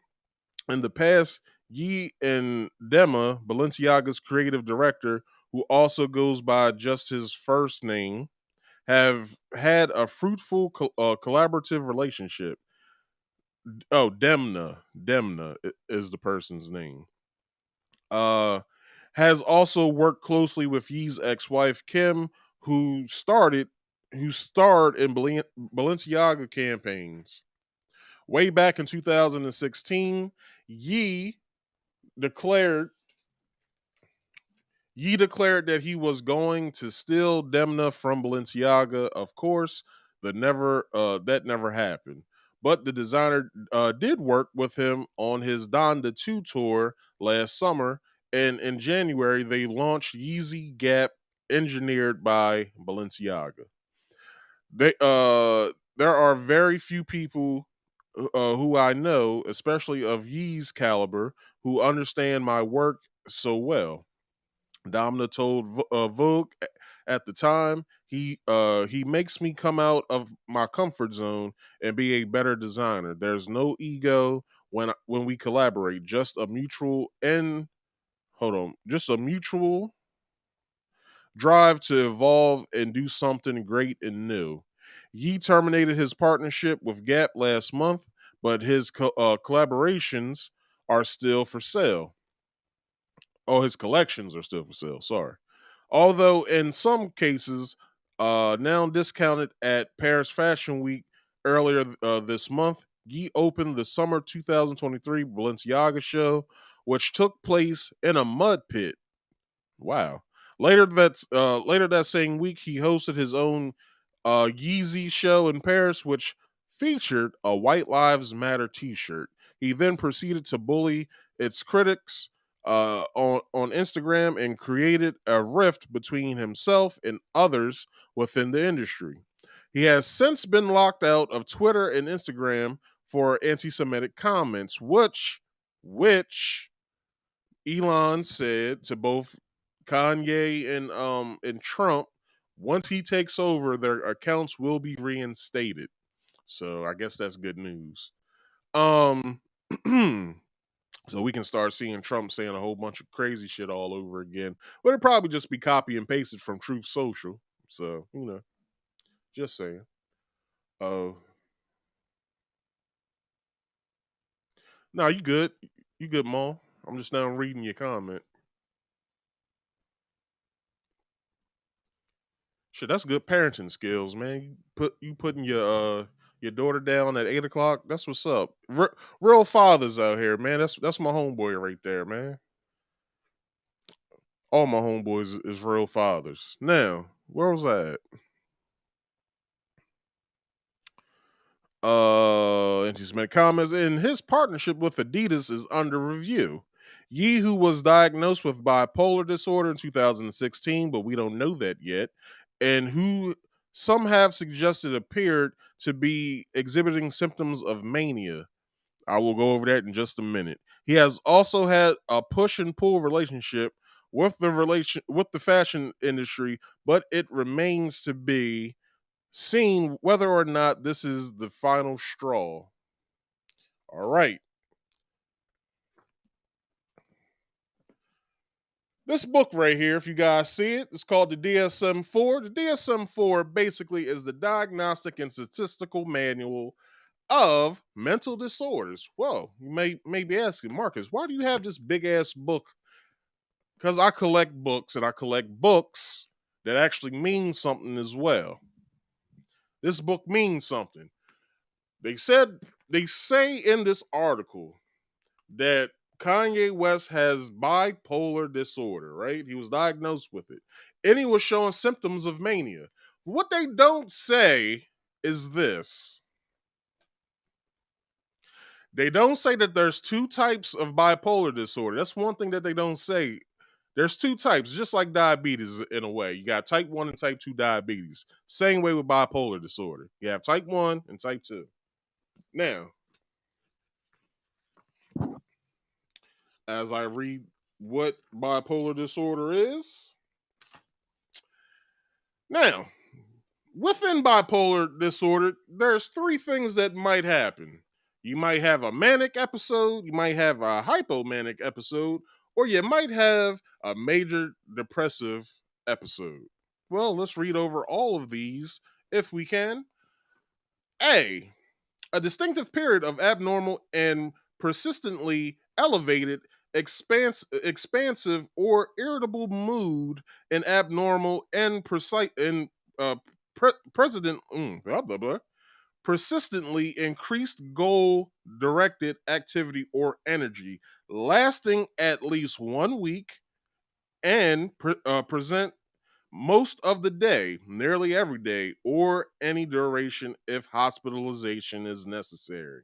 B, during the period of mood disturbance and increased energy or activity. Do you hear the words that they're using? Mood disturbance? What the fuck is a mood disturbance? Anyway, 3 or more of the following symptoms, 4 if the mood is only irritable, are presented to a significant degree and represents a notable change from usual behavior. Now, let's read all 7 of these diagnoses. Diagnosis number 1 says inflated self-esteem or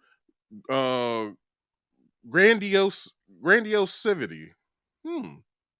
A lot of people say that Kanye West is arrogant and he thinks too highly of himself. But why is that a bad thing? Why is it bad that I think more of myself than I would someone else? Because at the end of the day, all I have is me.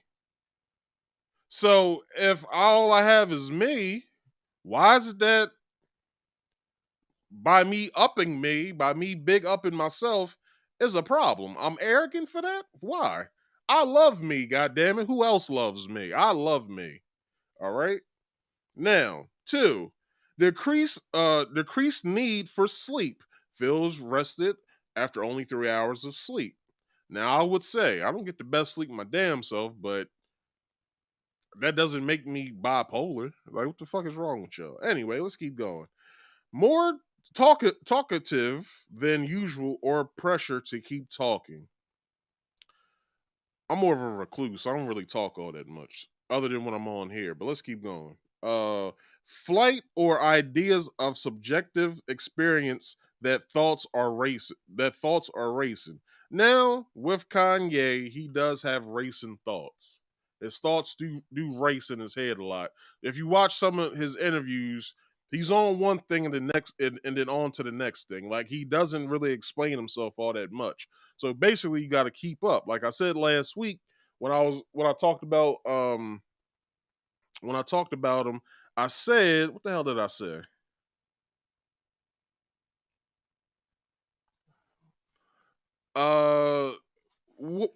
What the hell did I say? Like, I'm blanking on what I said.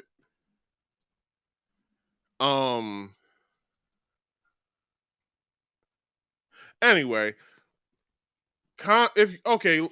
if you listen to his interview on Drink Champs, right? His latest one.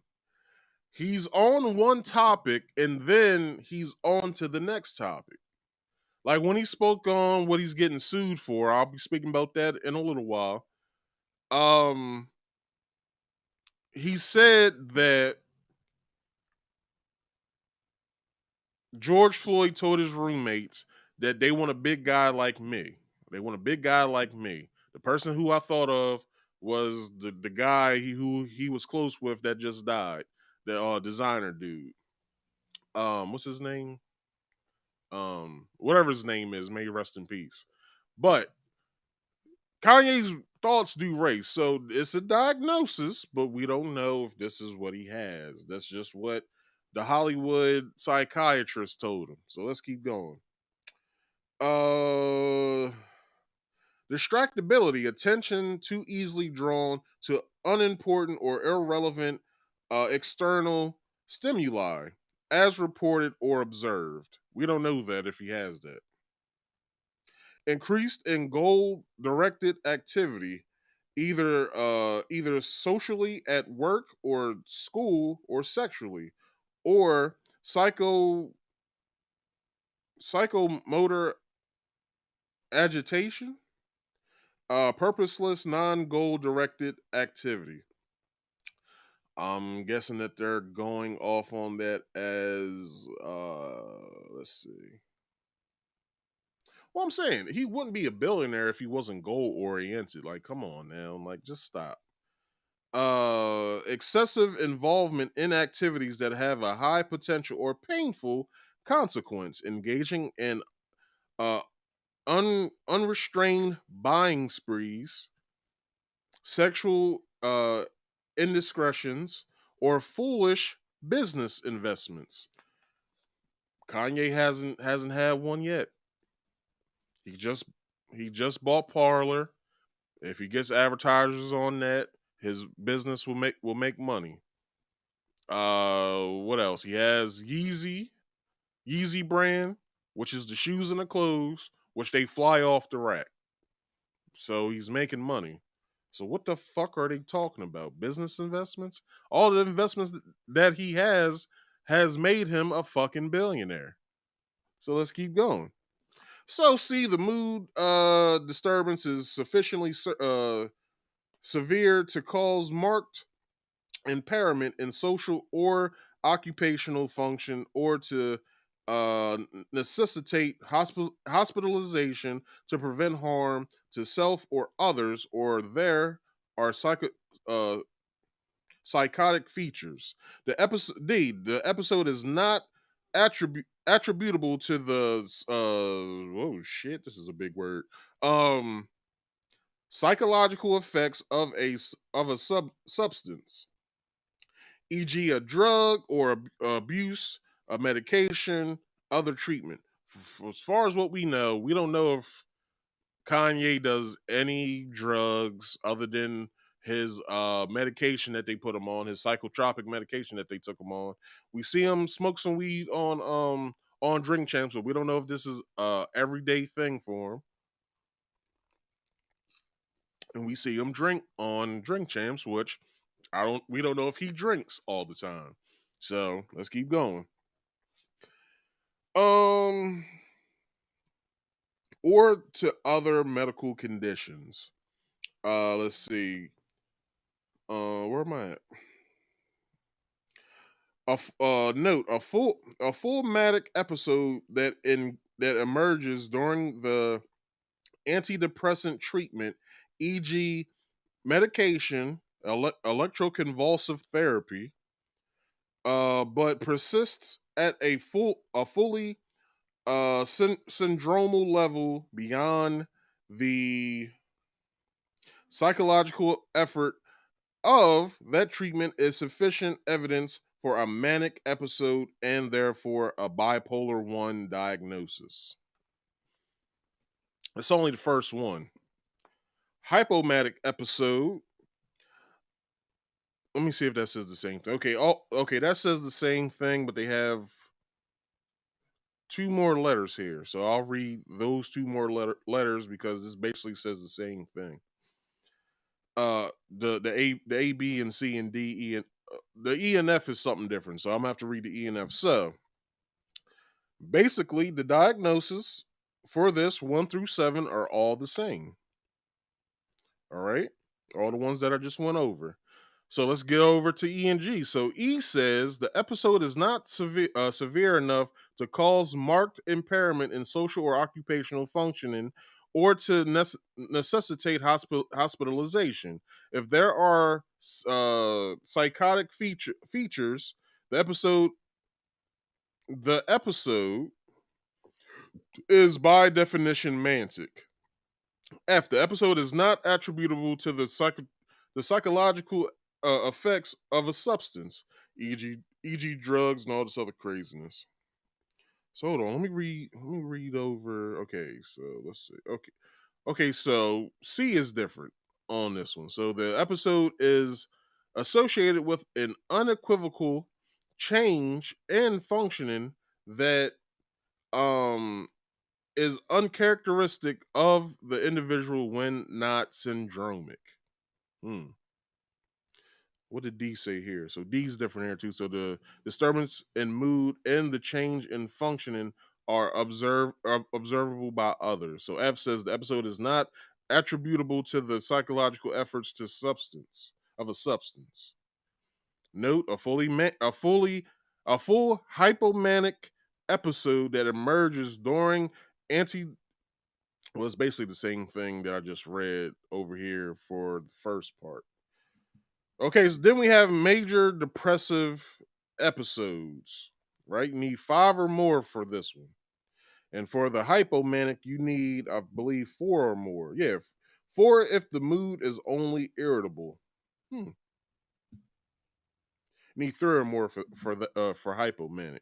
So major depressive, right, is depressed mood most of the day, nearly every day, as indicated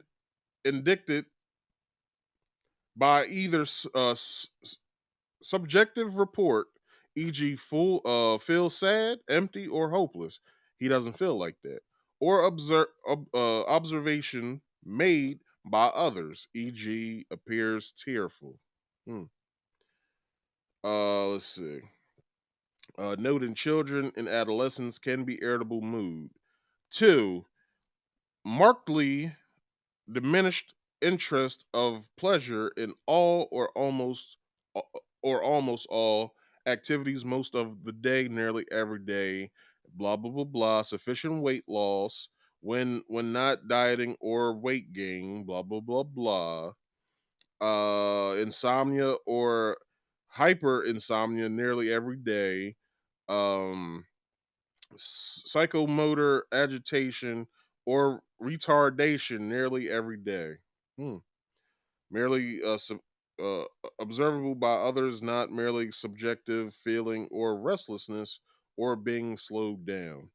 Fatigue or loss of energy nearly every day. Feelings of worthlessness or excessive or inappropriate guilt, which may be delusional. nearly every day, not merely self or reproach or guilt about being sick, diminished ability to think or concentrate, or indecisiveness, nearly every day. And then 9 here says recurrent thoughts of death, not just fear of dying, reoccurring suicidal ideation without a specific plan, or a suicidal attempt of a specific plan for committing suicide. So basically, with this, you got B, symptoms cause clinically significant distress or impairment in social, occupational, or other important areas of functioning. The episode is not attributable to the psychological efforts of the substance or other medical conditions. So that right there is number 1, right? Then it has like these charts and stuff that you can follow if you're a psychotherapist. I'm not a psychotherapist. I just know how to comprehend shit. That's all. So let's keep going. Bipolar disorder 2, or bipolar 2 disorder. So you have hypomanic, you have major depressive. I believe that's the only 2 that you can experience in this. All right. So what you have here for the diagnosis, right? So you have, for hypomanic episode, is a distinct period of abnormal and persistently elevated, expansive, or irritable mood. So basically just like the last one. So let's go over the diagnoses. Inflated self-esteem or grandiosity, decreased need for sleep, more talkative than usual or pressure to keep talking, flight or idea or subjective experience that thoughts are racing, distractibility, and increased in goal directed activity, and then excessive involvement in activities that have a high potential for painful consequences. So basically, what we're looking at here is just the same shit. But here in major depressive episode, this part in bipolar 2, depressive mood most of the day, nearly every day, just like I read in the last one.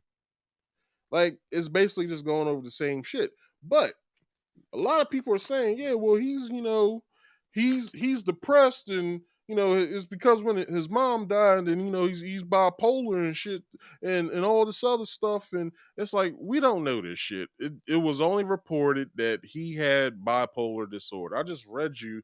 This is basically the fucking Bible for mental disorders. This is the Bible. Anything that you can think of as far as it goes with psychotherapy is in here. Well, not like just the diagnosis and shit like that.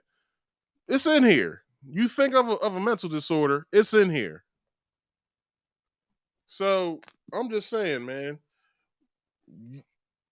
Dave Chappelle said this when he was on what was that show called that he was on? Inside the Actor's Studio. So what Dave Chappelle was speaking on, he spoke about like Martin and Mariah Carey and how they had like their episodes. Like, Martin was out in the street with a gun, Mariah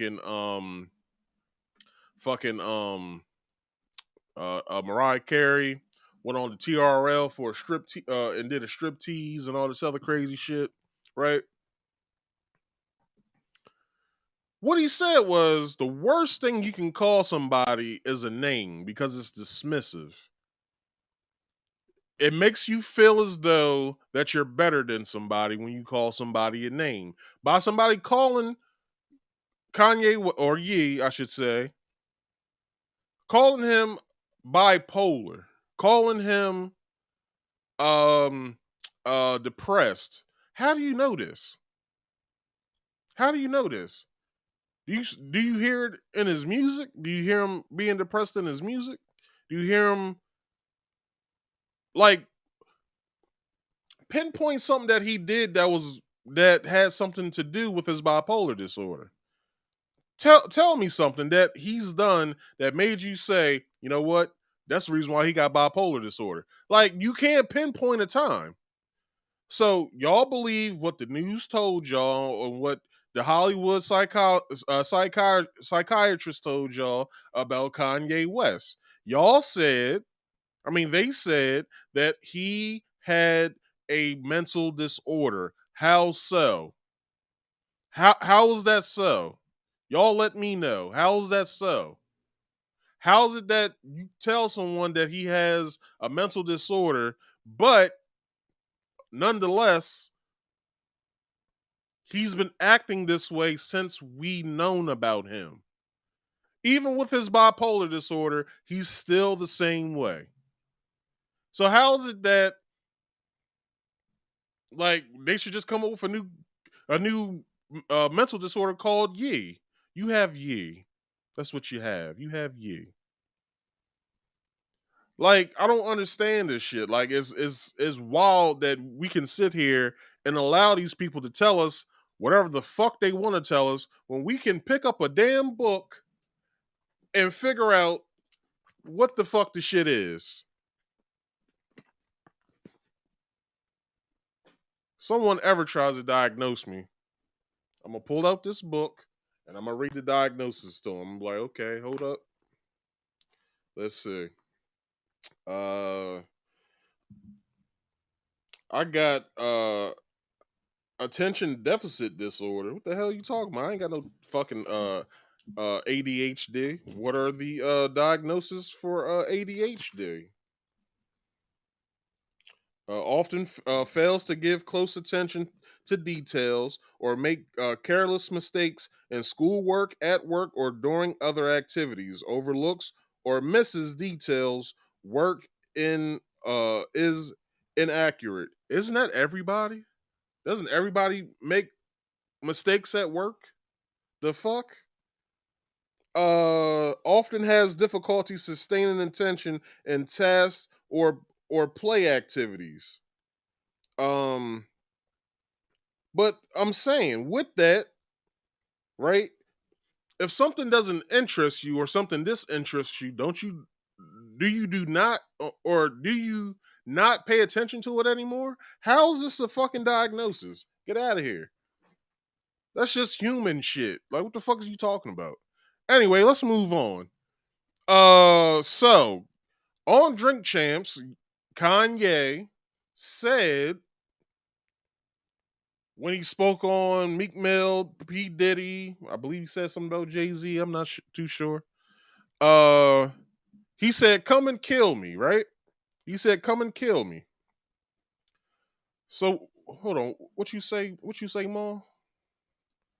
Maul said ADHD is just so they can put kids on sit your ass down drugs as younger kids. And that's exactly what the fuck it is.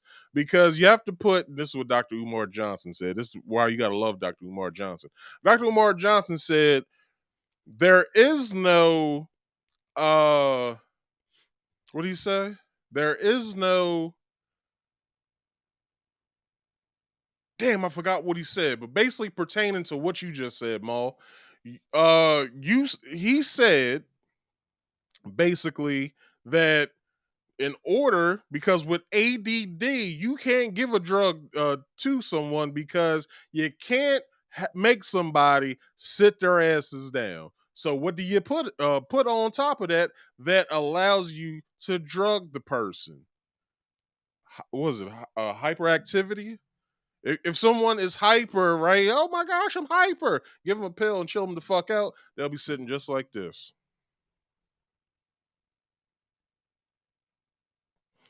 Like, come on now, just stop the bullshit.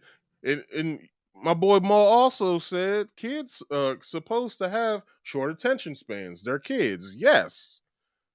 Yes. And most adults still have short attention spans, but I blame it on social media. So, whatever. Just hold on. I do long form content for a reason. This is why. Because with YouTube Shorts, right? That's giving people who have short attention spans the ability to participate on YouTube. That's something that they never told y'all. So,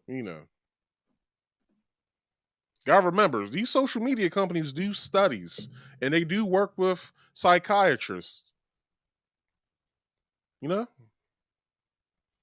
You goddamn right. Bring back MySpace. MySpace was so fucking good.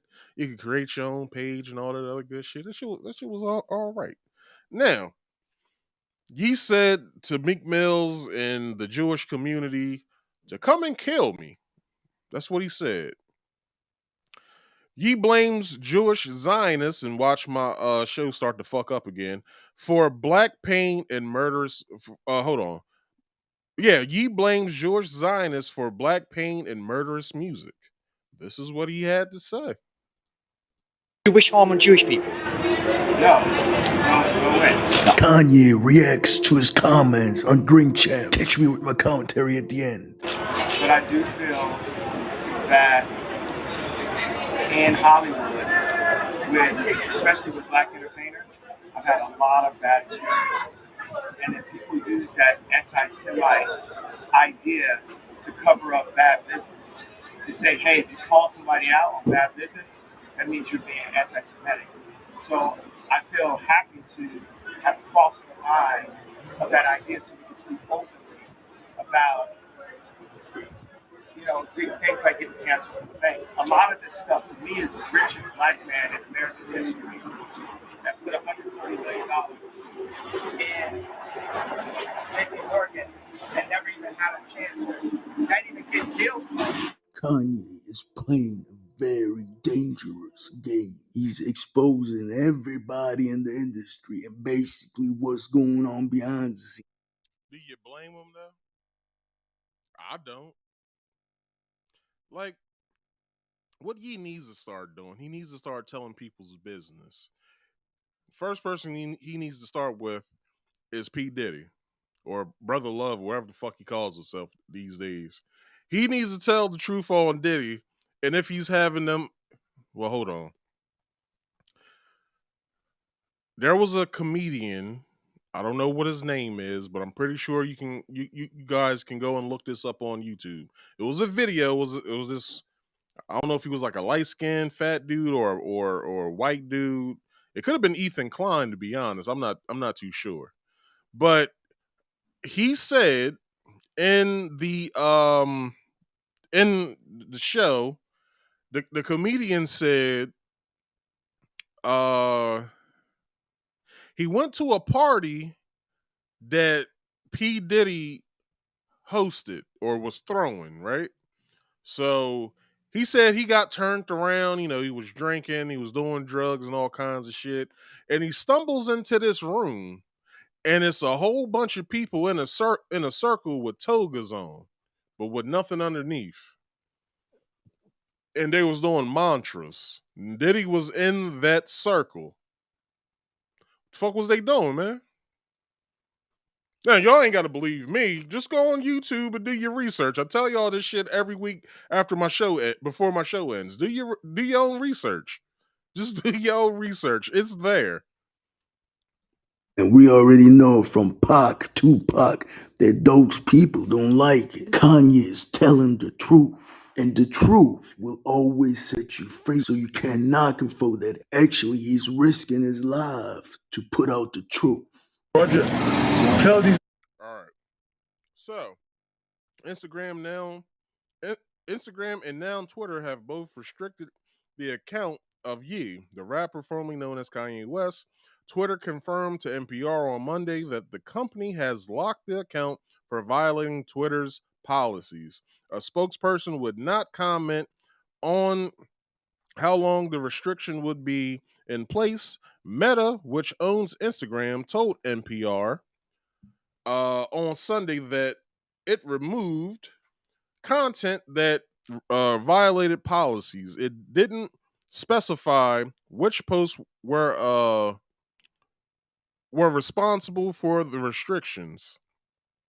Ye responded to the Instagram restriction, which, hold on, I said which. Restrictions with now deleted writing, which says, I'm a bit sleepy tonight, but when I wake up, I'm going DEF CON 3 on Jewish people. The funny thing is, I acknowledge, actually, I can't be anti Semitic because black people are also, and that was it. You guys have toyed with me and tried to blackball anyone who ever opposed your agenda. So he basically spoke on that when he spoke on that when he was on Drink Champs and what he meant by it. He did say he spelled what he meant wrong, but that's neither here nor there. So also on Friday, he posted screenshots that appeared to be text exchanges with Diddy, and I don't have those pictures, in which he told him, I'm going to use you as an example to show the Jewish people that told you to call me that no one can threaten or influence me. I told you this was war. The post has since been taken down from his Instagram account, and I'm pretty sure Google doesn't have it. I might have to search Brave, but who really wants to hear an exchange between two niggas? But anyway,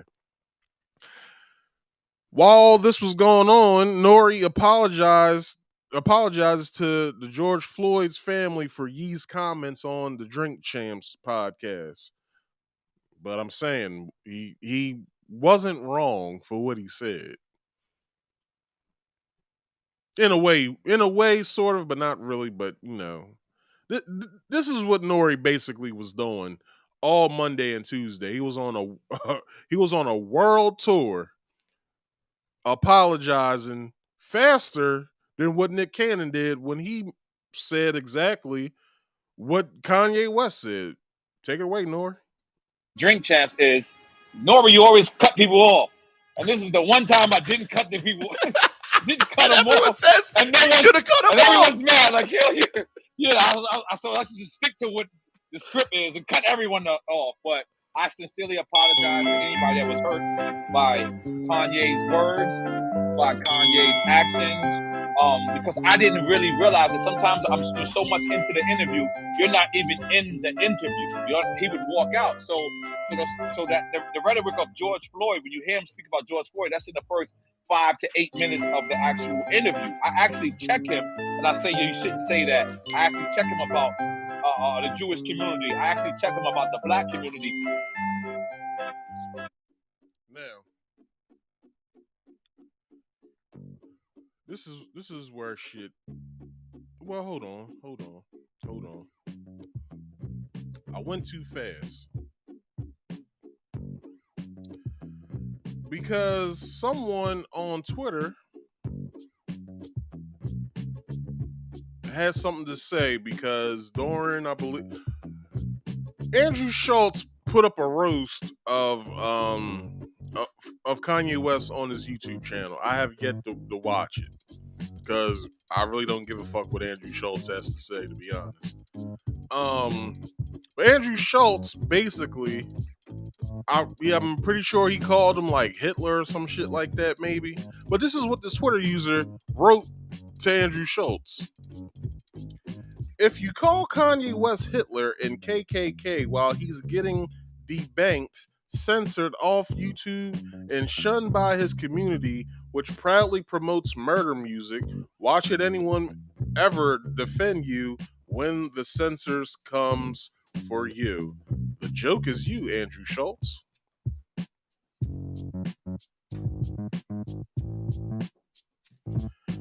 I'm pretty sure Andrew Schultz did say something of the sort, because he is a Jew. Hence the last name Schultz. I don't know what else to fucking say other than, Andrew Schultz believes that he's right 100% of the time any goddamn way when he's talking about shit. But he doesn't know shit.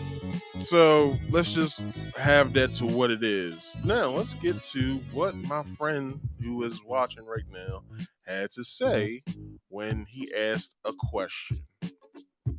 Now that very question was, are Jews a race or a religion? Now YouTube, start fucking with my show now, because what I'm about to say probably might get me banned off here. Who gives a fuck about what Jews think in the first fucking place? Let's put that in perspective. Jews are a religion. That's the reason why you call yourself Jewish. You wouldn't have the ISH at the end if you thought that you were something. How did the Jews come about? Y'all might ask. Well, biblical times, right? There was this thing called the Crusades. This is when a war broke out between Muslim and Christians at the time. The very people who didn't want a part of that shit was the Jewish people, which they founded an old religion. And, you know, basically to speed this up, they was like, hey, you know, we're not Christian. We practice Judaism. Is that all right? They was like, yeah, just stay out of this shit. All right. They was all right, cool, thanks. That's like, if they thought that they were who they say that they are, they wouldn't have to say, hey, I'm Jewish. What's the ish? I don't understand what the ish is.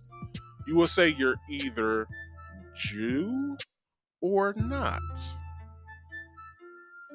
Now, a lot of people are putting Kanye on the chopping block when it comes to, well, they call it rhetoric, but you know, whatever.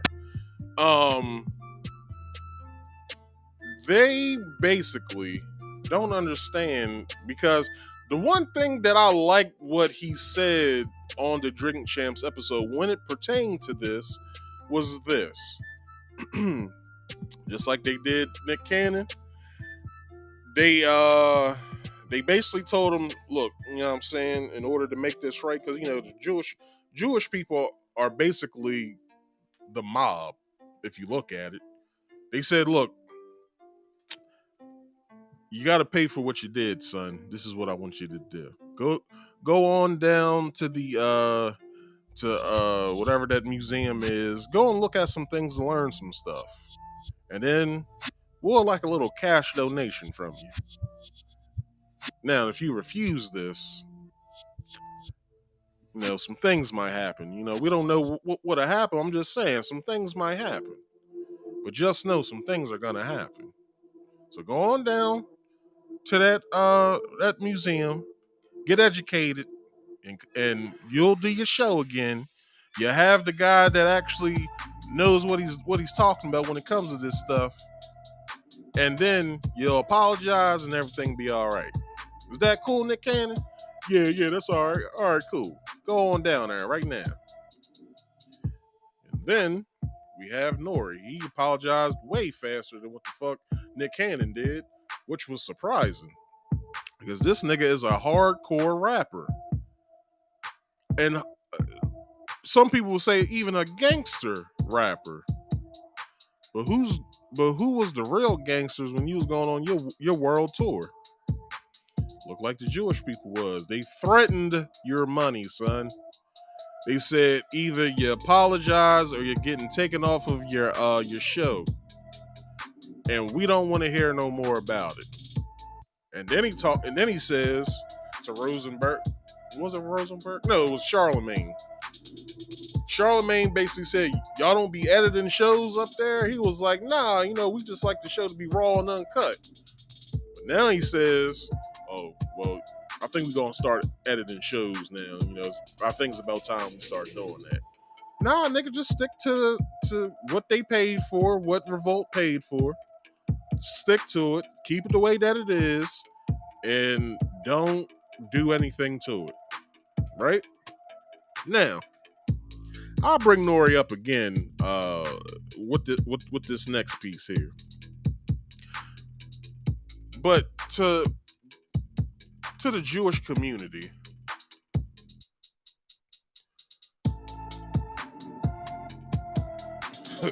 You have nothing to threaten me with. That's all I have to say with that part. You have nothing to threaten me with. Because a certain somebody that you feel as though is wrong 100% of the time actually sat y'all on y'all's asses years before all of this. He goes by the Honorable Minister Louis Farrakhan. Louis Farrakhan had a stint where he was talking about the relationship between Jewish people and black people. Even was a book that you can find on the nationofislam.com or N.O.R.E.com. You can buy this book. I think it's a 2-part book called The Secret Relationship Between Blacks and Jews.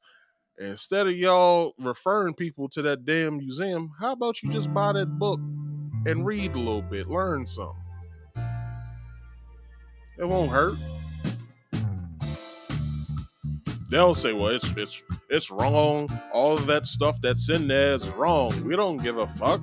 We don't want to read about what black people have to say. We're the the authority on Jew shit. No, you're not. Sorry. All right, so fuck them Jews. Anyway,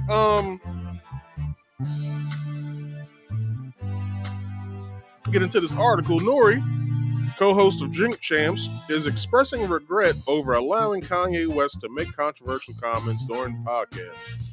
The rapper called the Breakfast Club radio show Tuesday to address what happened with West on the Revolt TV show. I just want to be honest. I support freedom of speech. N.O.R.E said, I support anybody not being censored, but I do not support anybody being hurt. I did not realize that the George Floyd statement made by West on my show were so hurtful. During his appearance, West made anti-Semitic comments, whatever that means, and suggested George Floyd was killed by a fentanyl overdose. Interesting. Despite a medical examiner's testimony that fentanyl was not the direct cause of Floyd's death. Let me stop there. If you guys watched the court trial, you would know that both Dr. Baker and Dr. Tobin both told everybody. Dr. Tobin's whatever that is, his examination or whatever, was the best in court that I've ever seen ever.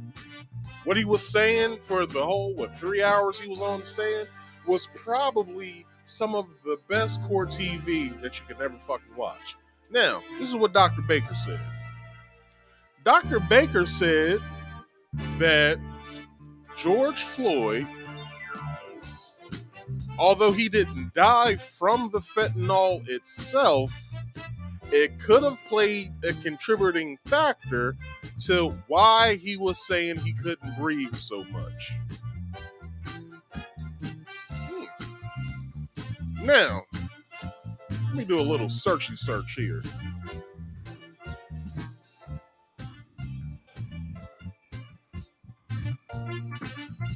Let's see what this drug does.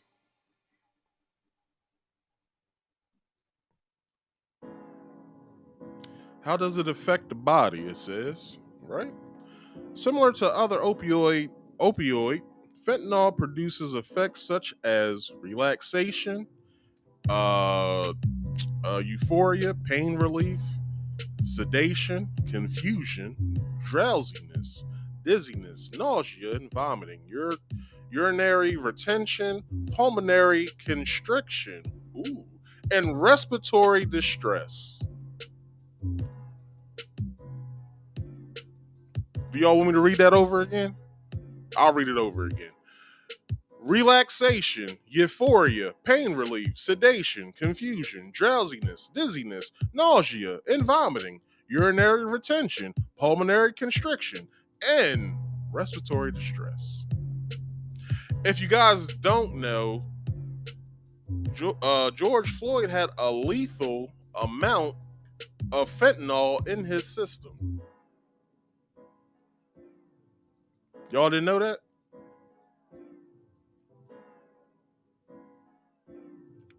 The top one up there, that's George Floyd. How much of a fentanyl level he had? He had 11.0 nanograms of fentanyl in his system. The standard overdose level is 3.0, which means he had a tolerance to fentanyl. I'll take this a little bit further since motherfuckers want to be smart asses out here.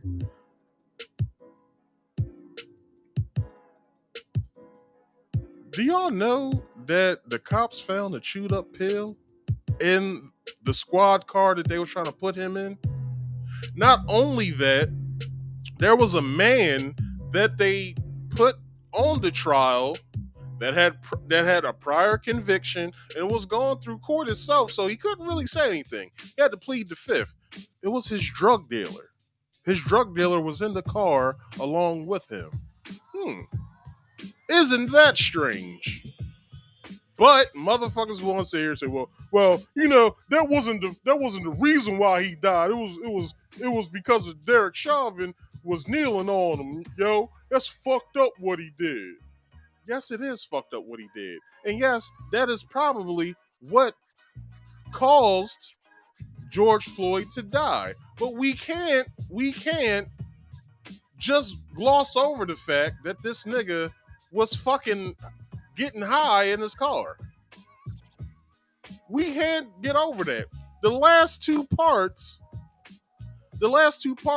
of what the effects of what it does to the body that I'm looking at right now on DEA.gov /fact sheets /fentanyl. Do your fucking research. It says pulmonary constriction, which means it stops the heart from beating, dumbasses. It also says respiratory distress, which means you stop fucking breathing. The fuck is wrong with y'all? Go the fuck to school. Read a book. What the fuck is wrong with y'all, yo? And I dare a motherfucker come in my fucking comments after watching this shit talking about, yo, fuck you, you anti-black and all this. No, nigga, I'm the blackest nigga you ever fucking seen in your fucking life. But I know right from wrong, and I know how to do my own fucking research and not wait for somebody to fucking tell me something. Y'all some stupid asses out here. Not me. I read. Thank you. Anyway, let's keep going. Where was I at?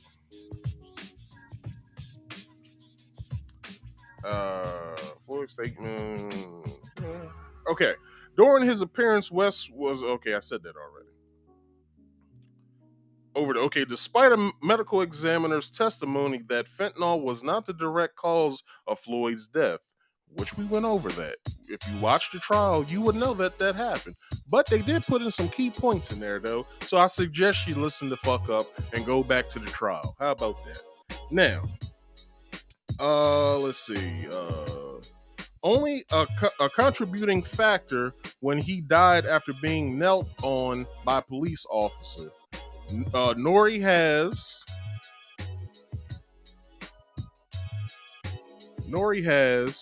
come under fire for not pushing back on West during the interview. He explained to the Breakfast Club that the controversial Floyd comments happened during the first 5 minutes of the show, and said West told the producer that if they stopped filming, he would walk out. I wanted the man to speak, N.O.R.E said. Later on, I checked him about the George Floyd comments. I checked him about the White Lives Matter, but it was so later in the episode I was so inebriated at the time that many people looked over it. But I apologize to George Floyd's family. I apologize to anybody that was hurt by Kanye West's comments. He added. So, this is Kanye West basically taking up for N.O.R.E right here for what he did. Here we go. Floyd comments. How do you feel about that? I feel like Black Lives Matter is like a warm water, it's a hot shower, and White Lives Matter is a cold shower. The funny thing about woke culture is woke culture is not really woke like that. A lot of times people, they would rather just exist inside of the pain of. Let me comment on that, Kanye. This woke culture that y'all see in the news, how everybody, oh, I feel that bump. No, that's not the woke. Like, that's white woke. That's when white people steal shit from black folks, which where woke culture actually came from, is the black conscious people like myself, who was saying woke way before the shit got popular. Thank you, Donald Glover. Excuse me, y'all. My show's fucking up. I'm sorry.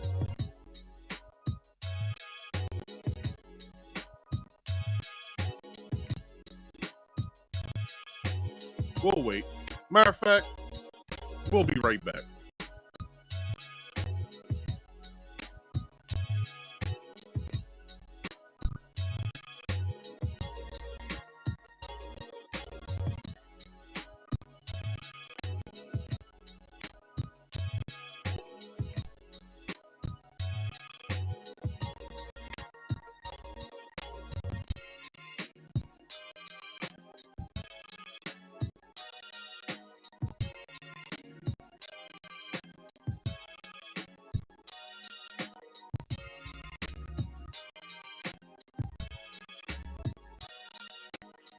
Anytime now on YouTube, you can let off my show, please.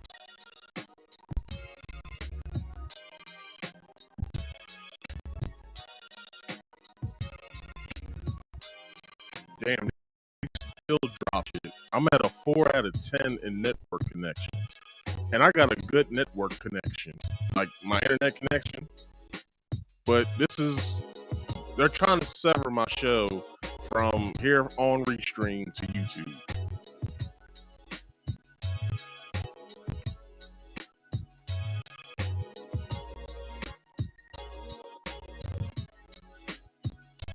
Nah, YouTube, I'm gonna talk this shit. Just take it right back up to 10. Everything's fine. I got this. Just give me the strike like you said you was like I know that you're gonna give me. Just give me the strike. I'll take the strike. It's fine. I'm cool over here.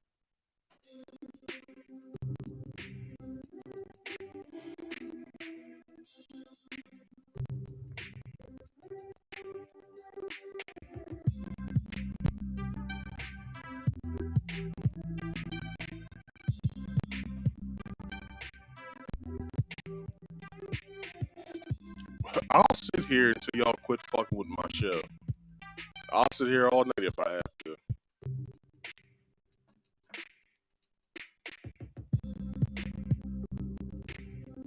Like they're really fucking with my show right now.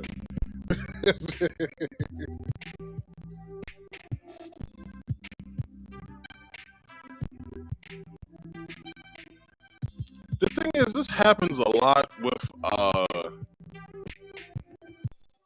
this happens a lot to this dude I watch. I just was on his show last Sunday. Shout out to the GMS show. This happens to him a lot when he starts talking that shit too. This hasn't happened to me in like a year. This hasn't happened to me in like a year.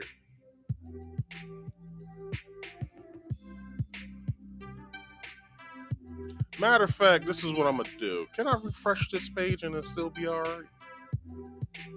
I'm gonna refresh the page and I'm gonna see what happens. So give me however long this takes. So I'll be right back.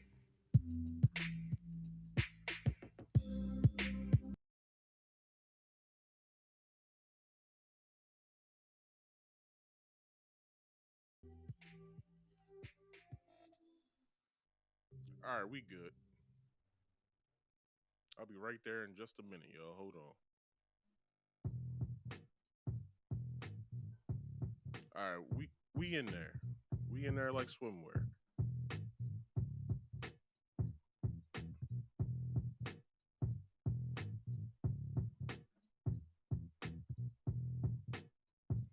All right. Damn. I refreshed it, but is this the same thing? Hold on, I'm checking on the okay, we good. All right, we good. So if you guys want to come up here, that link will still work. So where was I? Where was I after my whole tirade? Hold on.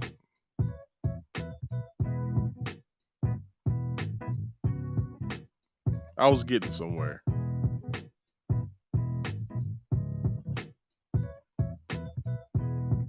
Oh, that's what I was talking about. Woke culture. So, woke culture was derived from black folks. You know, white people like to steal from us a lot. So this was woke culture back in, when it came about. Basically, it was about getting knowledge itself. It was basically a figure, like what do they call it? It was a term of endearment. Oh, I see you over there, you woke, son. You know all about your culture and your people and all that.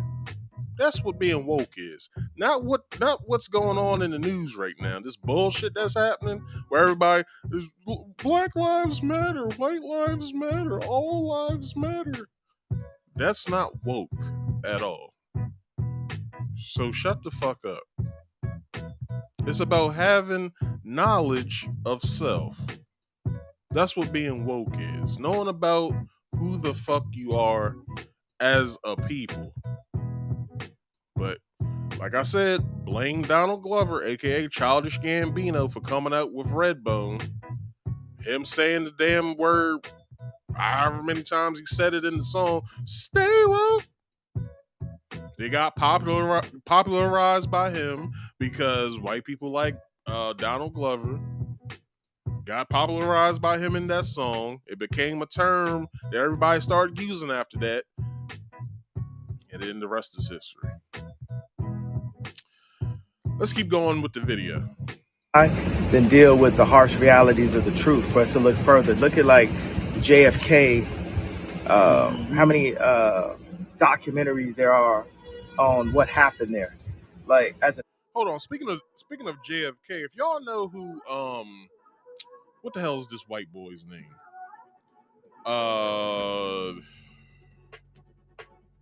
What is his name? I'm gonna have to look up his name real fast. Let me go to my Twitter. Let me type. Where's the search bar? Uncle Hotep. Uncle Hotep. Okay, Uncle Hotep, show me where you put that post at of the guy that I'm speaking of right now.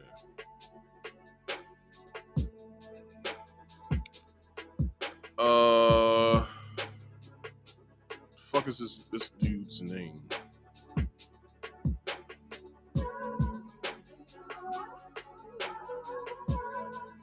Damn, he's been on Rogan so many times.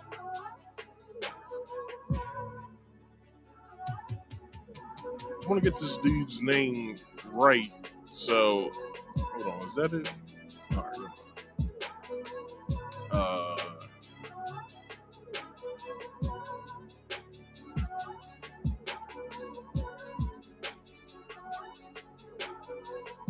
Matter of fact, let me look up the Daily Wire crew because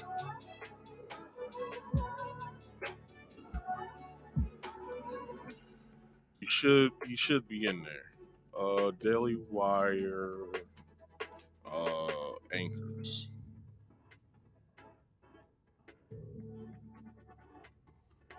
Ben Shapiro, when coming to this whole JFK thing that Kanye's talking about, Ben Shapiro just put out a video of him debunking the assassination of JFK. Who knew? Who knew we still needed information on JFK? Like, we know how he died. He got shot. Do we need to know anymore? No one cares about a magic bullet theory. No one cares about the trajectory of the bullet, what it was hitting and ricocheting off of. No one cares. No one cares. Somebody shot him. They still don't know. Some guy got locked up for it. He's been in jail for however long, if not he died in jail. The rest is history.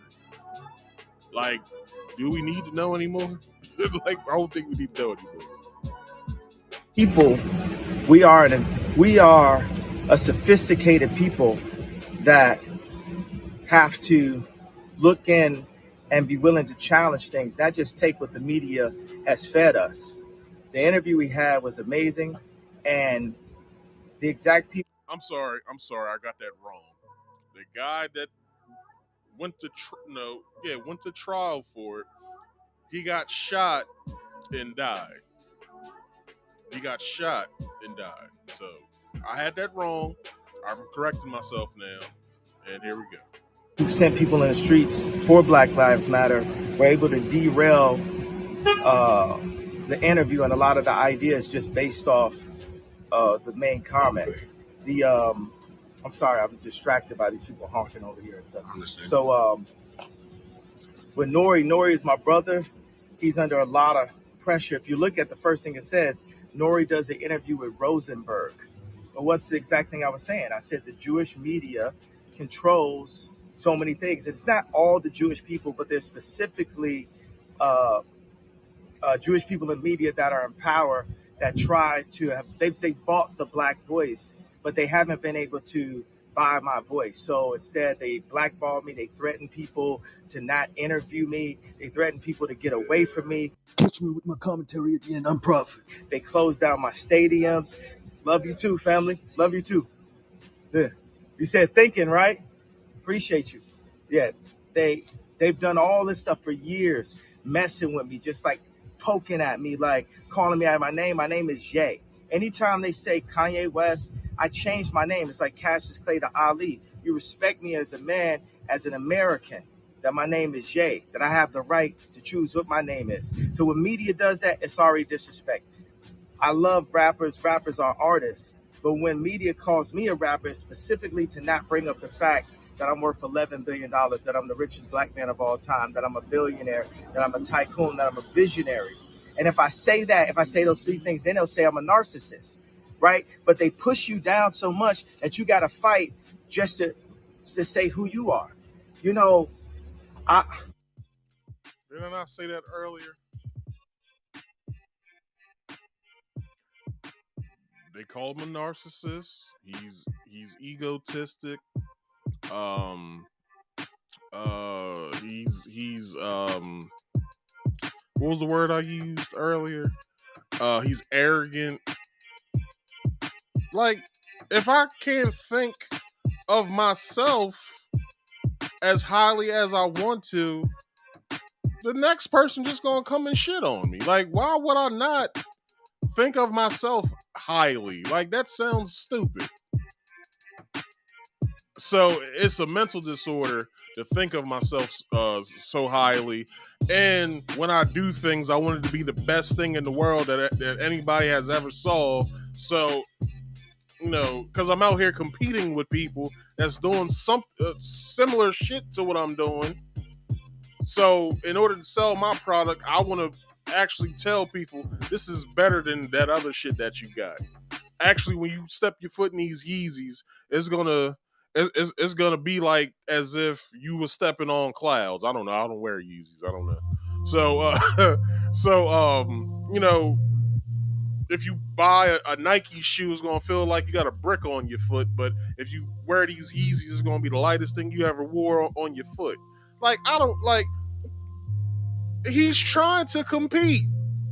He's trying to compete in the world of not just music and not just shoes, but in fashion as well.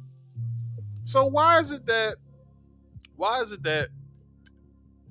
he's being so looked down upon? Why is that his words that he says is being so looked down upon? Now look, I'll tell you this right now. The only 4 albums I like out of Kanye is Late Registration, College Dropout, Late Registration, Graduation, and My Dark Twisted Fantasy. Those are only 4 albums I like out of Kanye. 808 and Heartbreaks, I hated it. All the stuff that he put in between, like I forgot his one album when he found out he was bipolar. Whatever. Oh, well, Pablo's cool too. Life of Pablo's all right. So 5. And all the other ones, like I listen to Don. The Don is okay. Like some people say it's his best. It's his best album to date. I don't think so. And this is coming from a Kanye fan. Like I don't think so. That's just me. Y'all can like it. Y'all can like it, but that's just me. I don't really fuck with it. So, What I got from the documentary, from the Candace Owens documentary, was I felt like it was a setup. I felt that in the documentary, if you look at it, he told his roommates they want a tall guy like me. They want a tall guy like me. Well, who is they? okay. Let me clarify what Kanye's saying, because I actually watched the documentary. I don't want to say it too loud, but let me write it in the comment section real quick. Hold on.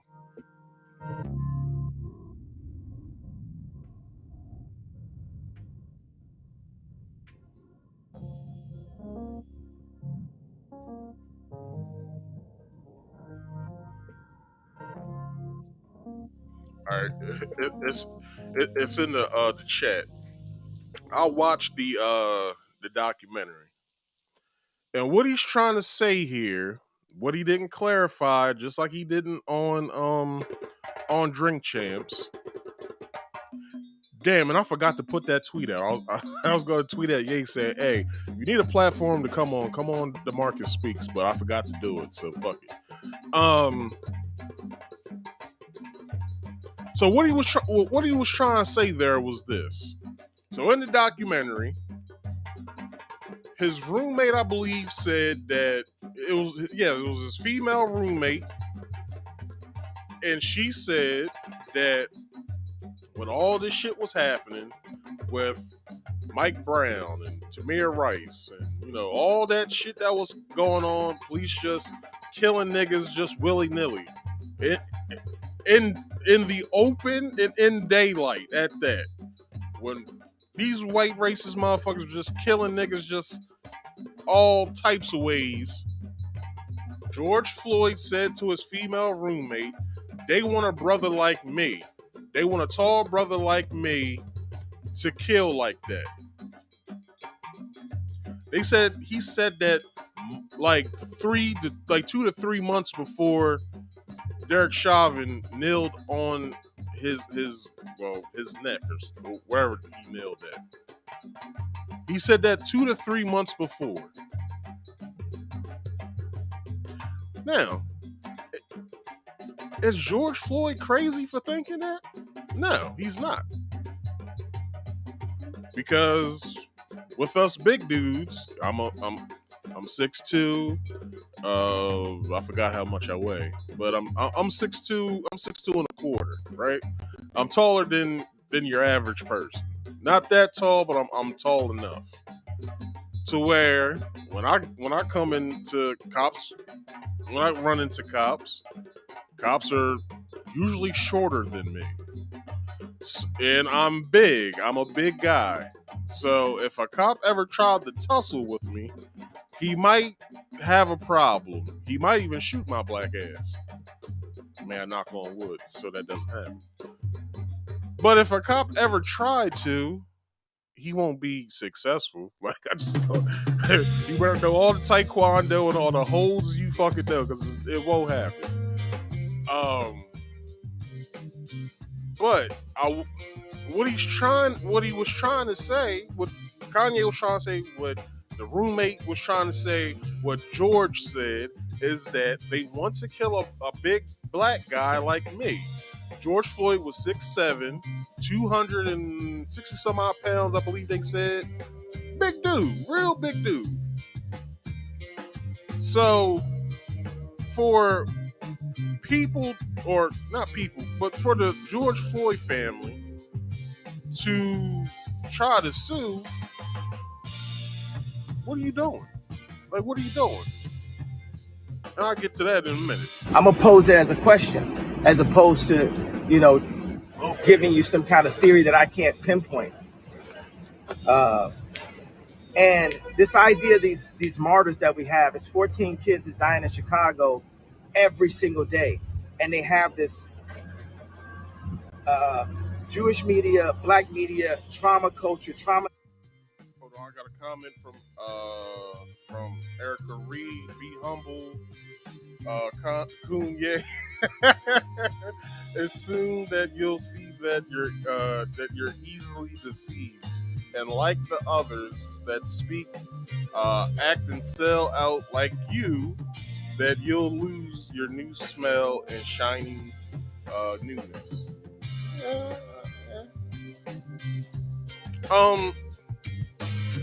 Erica, if you want to come up here, you can. When I get this done, I'm almost done. I got like 2 pages left. If you want to come up here and speak, you can.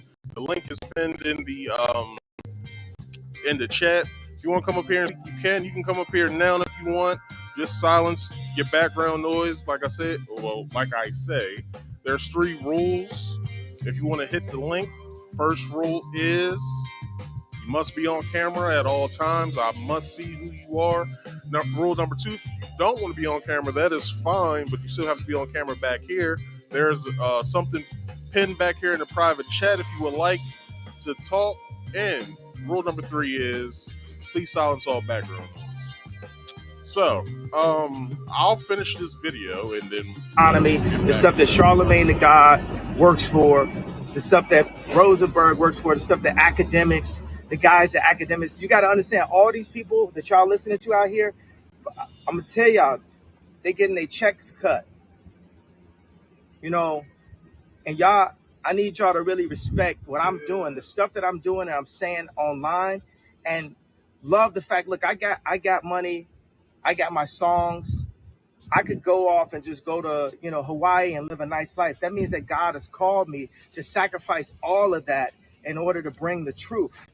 That's what I'm saying. They don't cut my check. You listen to people that's getting their check cut by Jewish media. George Soros, come and meet with me directly. I told you, you ain't going to send none of these people that you usually send. Charlemagne, we know all the names. N.O.R.E is a good guy. Like he said, he called me this morning. He said, maybe politics is... Before he finishes, what happened? Well, Rosenberg was at the forefront Monday morning when speaking about this. Laura Stiles also put her 2 cents in. Ebro was out. He was on assignment somewhere doing something, who knows. But Laura Stiles and Peter Rosenberg had something to say about that, about what he was saying, and he basically was saying, well, my family, some of them died in the Holocaust and all this. Here we go again with this bullshit. Here we go again. All right. So yeah, he was basically saying, my people this, my people that. And it's like, yo, chill the fuck out, dog. No one cares. Because for the simple fact is that everyone wants to jump at something, but don't know what the fuck they're talking about. Like, the fuck, man? Like, what the fuck is going on? Y'all don't know what the fuck y'all are talking about. Kanye has a hard time actually trying to explain what the hell he's talking about to us. Everyone looks stupid at this point. I gave y'all the best of what I could when it comes to this, giving y'all back information of the shit that I know. But we all look stupid at the end of the day. Because from afar, if someone sees you arguing with someone, they don't know who's the fool and who's not. So why are you fucking sitting here trying to verbally combat Kanye if you don't even know what the fuck you talking about? It's insane. But they say never forget. No, nigga, y'all never forget. How about that? Too much for me. Everybody back up off of N.O.R.E. This is like he was giving a platform, right? Which no one does. There's no free thought anymore. I give you one last bar before I get on. are they on this bullshit, yo? What else did you say, Erica? Let me get this in before I continue. Kanye West has been absolutely nowhere for anyone or anything that truly matters. If it were not for the hate of her own race, see, Candace Owens, just write Candace Owens' name, wouldn't give a rat's ass about him either.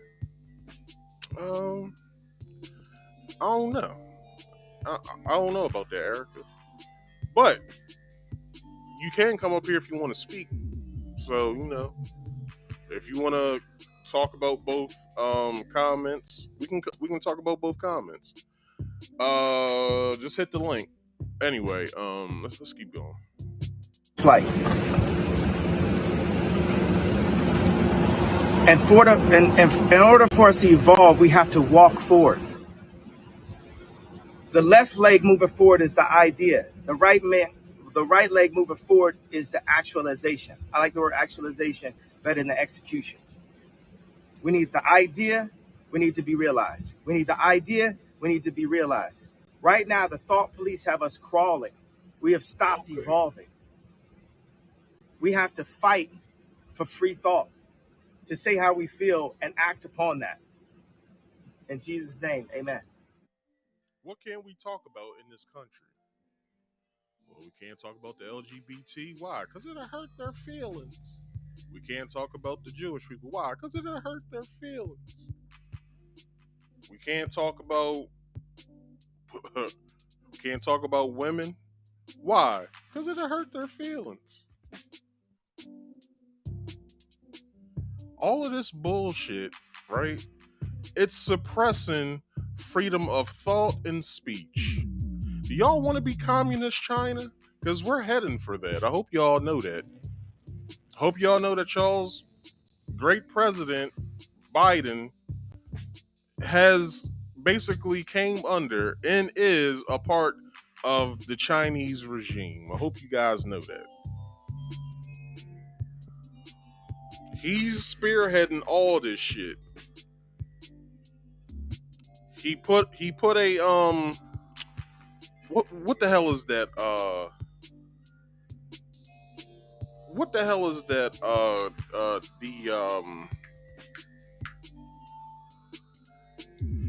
The Mis and Disinformation Bureau. He put that together.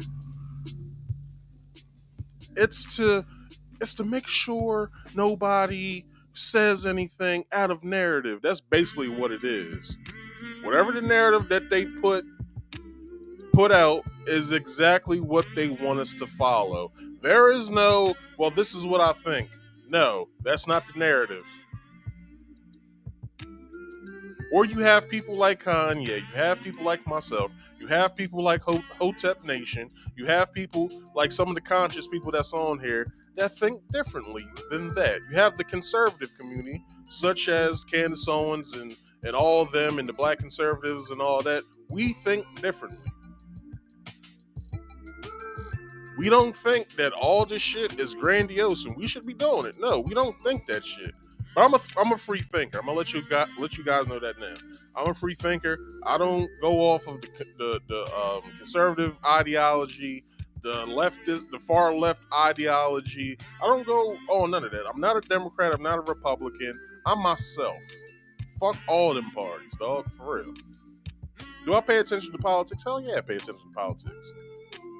But I don't have a stake in any party, which is weird. I hope you guys. Well, I know in Maryland they do this. They ask you what party are you a part of, and before I could answer, the bitch checked Democrat for me. I said, hold the fuck up, hold the fuck up. Could you change that? She said I can't go back. I said, well, you need to do this over because I don't want none of that. When people say I'm a card carrying Republican.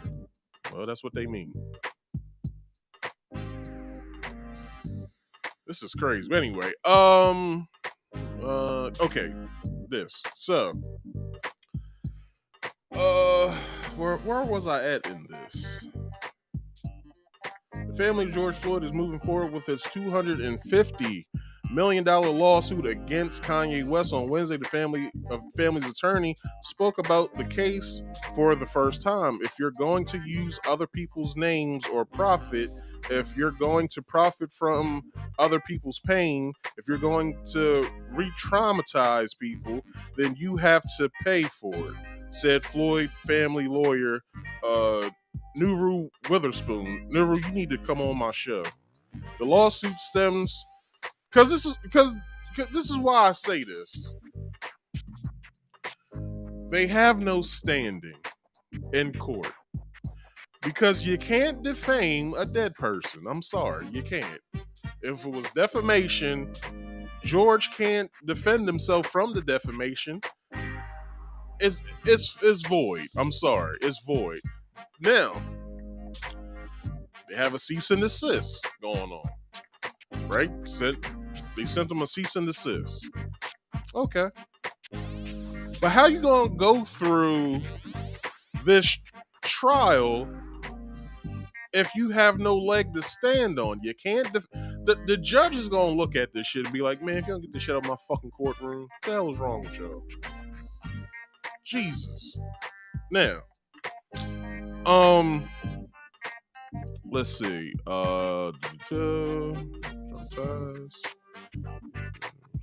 The lawsuit stems from the comments West made on a podcast in which he claimed Floyd died from a fentanyl overdose, not suffocation.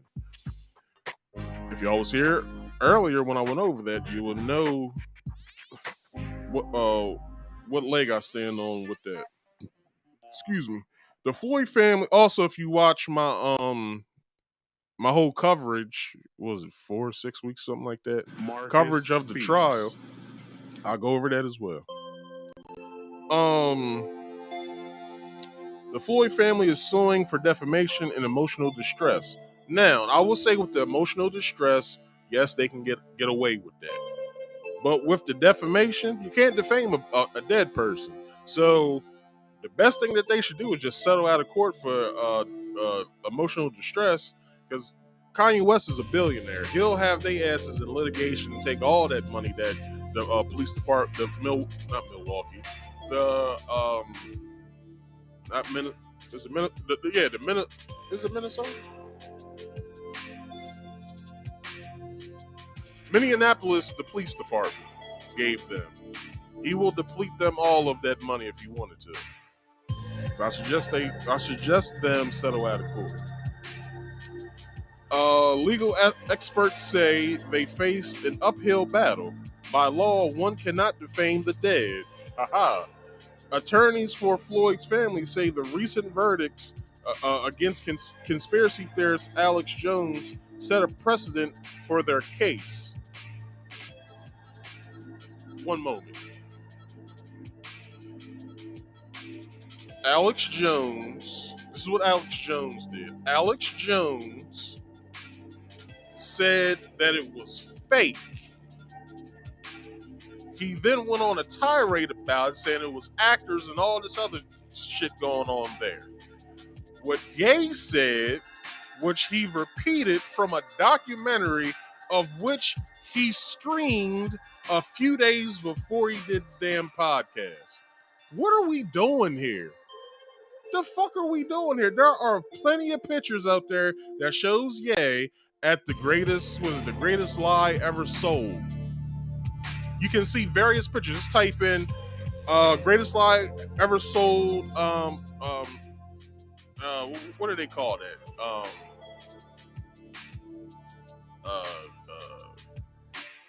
Premiere. Greatest lie ever sold premiere pictures. You'll see him in a picture with Ray J, Candace Owens, and Candace Owens' husband. You'll see that picture. Then you'll see a picture of Kanye West and Candace Owens. Then you'll see I think there's a picture of Ray J and Kanye West. You can go and look on the internet for this shit. That's where he got what he said when he said it on Drink Champs. He got it from the documentary. Now let's keep going.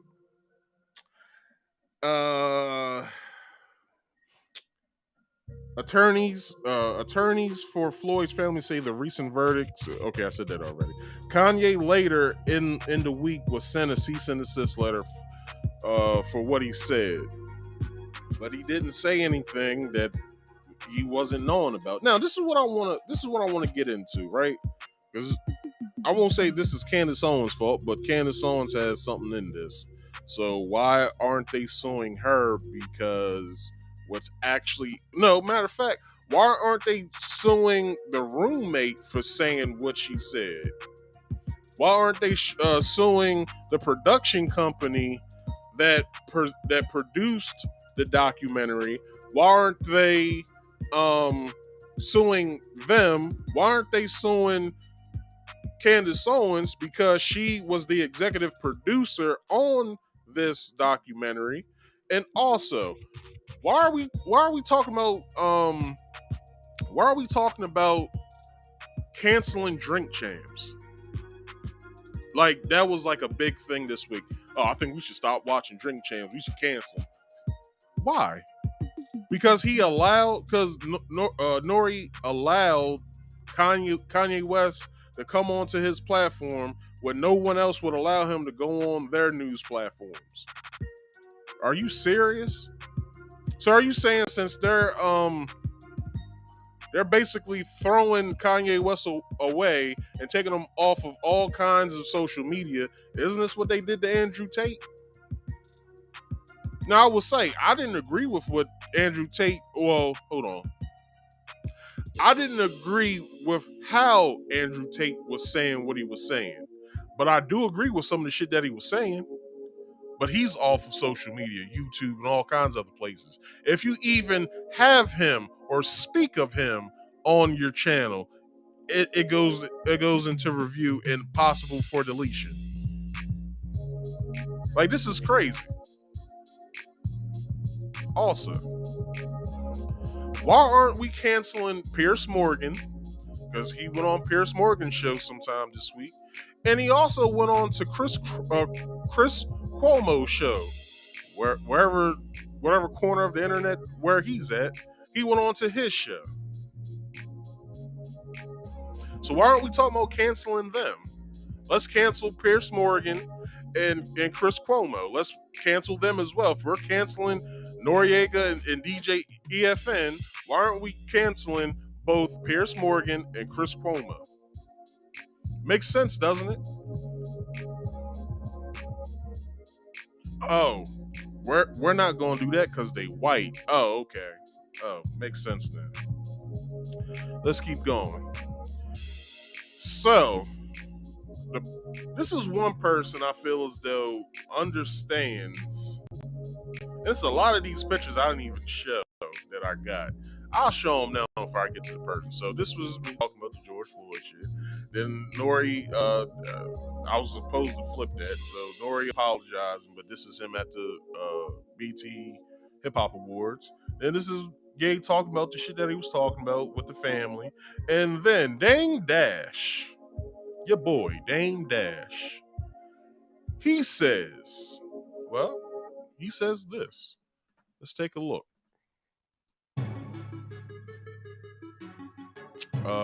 I didn't play this.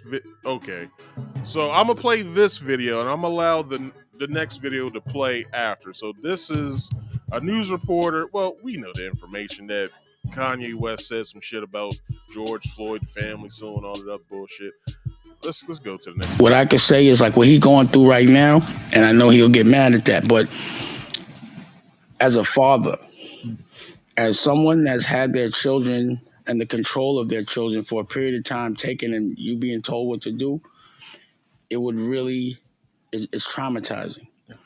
And if for someone that doesn't have so much control of their trauma and has a camera on them, they may react a certain way. And you know, again, you got to pick and choose what you consider wealthy. Is it money or happiness? You know what I'm saying? So when I kick it with him now, I just be like, yo, you got to do what makes your kids happy. You take a man that serious and you know he be going through things. And you know, like the average person, when you messing with a man's child or he can't see his child, even if he's not there all the time, but if he can't see him when he won, he think he gonna miss moments. I know how that felt. So now I could only imagine, you know, it's traumatizing. It's shit you remember. You see me bringing shit back up. So I just be like, man, give that man a break, bro. But that's because I care. I'm saying, like, the thing about Kanye is every single thing he makes sells and then resells. And I just wish people would understand, would care a little bit about his health.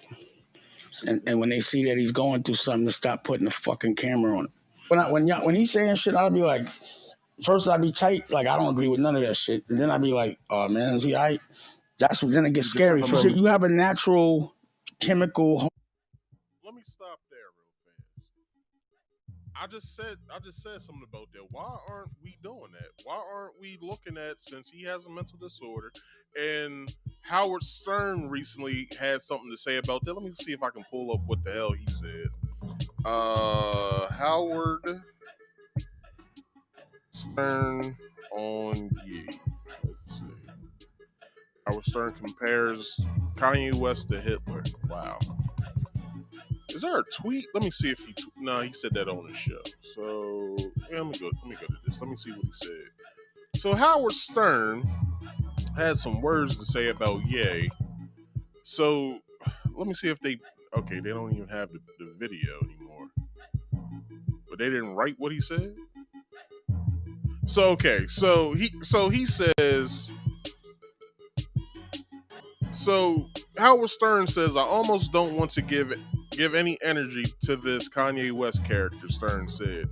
I don't know much about Kanye West. I'm not big into the rap scene, but he is, you know, blank. I'm really tired of people excusing his behavior by saying, well, he's just mentally ill, right? That's what he had to say. He also continued by saying, Kanye, hold on, let me take this damn video down. This shit is fucking on my nerves. Kanye West was on the Chris Cuomo show, and good Lord, you gotta hear the shit this guy's into, and fuck this mental illness, self-defense. This mental illness self-defense. Self-defense thing that he's into, you know, like, oh yeah, he's just mentally ill. Don't worry about it. If he's so mentally ill, why don't they appoint a conservator over his money like they did with poor Britney Spears? So Stern went on to commend those in the media who have called out West, exposing him, he says. He also played a clip of West on Cuomo's discussion where the rapper blamed them people before they fuck my damn show up again. Them people underground media mafia for how he's perceived in the press and why he isn't seen as a billionaire tycoon. Guess what, douchebag? This is what Howard Stern is saying. Guess what, douchebag? When they write about me, they call me the shock jock. You don't have control over. You are a rapper. That is what you are. That's how you became famous. See, putting titles on people. He also says if a newspaper article doesn't point out the fact that you're some sort of designer or genius, maybe that's not because there are them people, but maybe because they just don't put that much thought into the fuck you are and what your business is. That's what that motherfucker had to say. But anyway, what else is on here? Alright. So that's basically what Howard Stern said about that whole situation. But this is what I'm talking about. What Dave Chappelle said a decade ago on Inside the Actor Studio. You call somebody a name and it's dismissive. You don't want to sit there and learn and get to know somebody, so you call them a name. Makes sense, right? I don't understand this shit. So I'm gonna call this person a name. That's fucking dismissive. Just stop. You don't want to deal with understanding something. So why even go through the bullshit of calling somebody a name? Like, who the fuck cares what you think in the first place? Emotional reaction to certain things because he says things that trigger you. Yeah. But then I'd be like, is he all right? That's after that. After he's gonna say something that's gonna make, and then I know that when people treat him a certain way, it's gonna make him react a certain way. But you could tell he's protecting himself. You know, there must have been some trauma somewhere. That's the reason why he's reacting a certain way. But you know, everybody just wants to like, judge him and buy his shit because they know it's worth something. You know what I mean? They know it's art. So if Picasso or Van Gogh were billionaires and had cameras on them, what you think that would look like? What you think cutting your ear off would look like on a camera? But still celebrated because that's what the genius is, the dysfunction. You can't, most of our artists are problematic. That's the way they communicate. But then you act like motherfuckers be regularly mentally. I mean, like, it's not regular. But that's all I'm going to say on that. You see what I'm talking about? At least somebody has a level head and all this and all this shit. Like, what the hell is wrong with people when it comes to Kanye West? Like, y'all can't point out to the fact that, well, maybe he might be going through something. Maybe him speaking about this shit is affecting him in a way that he can't conduct his business the way that he wants to.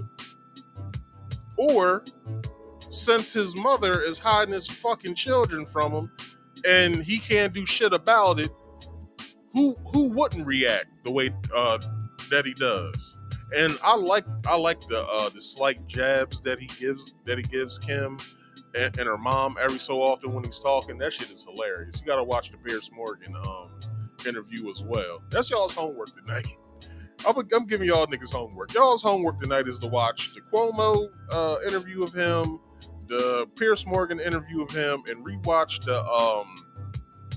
watch the documentary and rewatch Drink Champ so you can get a better clarification of what the hell he was trying to say. Now, this is the last thing. So Dame Dash voices concern for Ye's mental health, which is a good thing. He should be doing that. You know what I'm saying? He was his boss at one point, so I'm pretty sure he cares about him.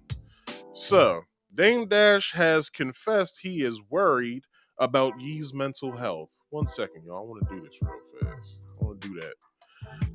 Dame Dash has confessed he is worried about Ye's mental health. The Rockefeller co-founder discussed Kanye West's anti-Semitic rhetoric in online outbursts during a recent appearance on the London shopping series Kick Game. Dame Dash 51 offered sympathy towards the fashion designer throughout his recent bouts with controversy. He's my brother. He began.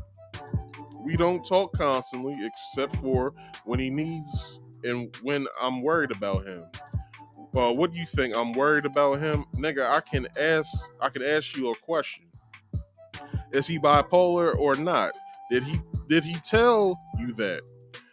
So if you check off the boxes of bipolar, like I did earlier, is he acting that?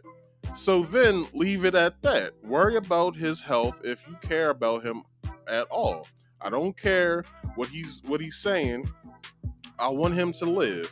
Y'all worried about the wrong shit. If you know a man has a problem and you know he might be checking the boxes off for the symptoms of the problem, why do you judge him as if he doesn't have a problem? It's not logical. The mogul continues later in the video expressing the compassion Ye's behavior and speaking to his mental health. He also questioned why people are so quick to film him and not offer him any help. Why you put the camera on him instead of sending him a prescription or a doctor or some some therapists? He added. Let's have some compassion for a man that may be not so well at the moment. How do you show your concern? You start talking about the ways to help instead of asking about what's wrong with him. Give him the cure. We all know the problem. That's what Dame Dash had to say about that. And I commend Dame Dash on that as well. Now, if anyone is still in here, you can come up here, hit the link that's posted in the chat. I'm gonna show you guys exactly where it's at. It's this blue box sitting over here in the corner there. If you expand it, you'll see the link. Hit the link, come on up. I'll give anyone who wants to come up here, I'll give y'all 2 minutes, and I'm gonna take a real quick break. So we will be right back in just a moment. Oh, there's a question here. If you see it on your screen. There's a question here in the private chat. Before you come up, read over that question, because like I said, there's rules to this shit. You gotta be on camera at all times. I gotta see you. Also, if you don't want to be on camera in the public, that's fine. You still have to be on camera back here on the backstage. Answer the question. Don't make it a conversation. Just say, yeah, I would like to. Or, no, read it over. It says, leave your name and your answer. Say whatever your name is that's over top of your screen here on the backstage and give me an answer, yes or no. And then I need you to silence all background noise. I don't want to hear what's going on in your life. So with that being said, I will take a quick break, a 2-minute break, and you guys can come on up here. So 2 minutes.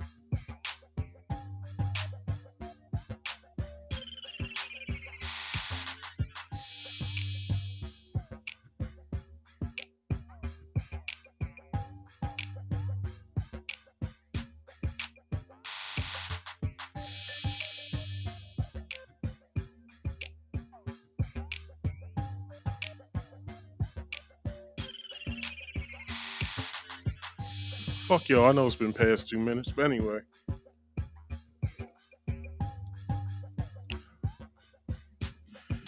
Nobody wants to come up here? Come on, I don't bite. Y'all can come up here. I don't bite at all. Y'all can come right on up here.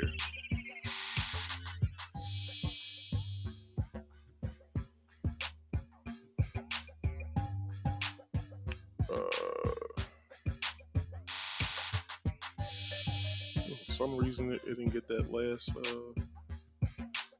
comment. But anyway, nobody wants to come up. Then I guess I'm gonna get my black ass out of here. I'll give y'all another minute if y'all still out there. Come on back up here. Come on up here, and I'll give you guys another minute. So starting now.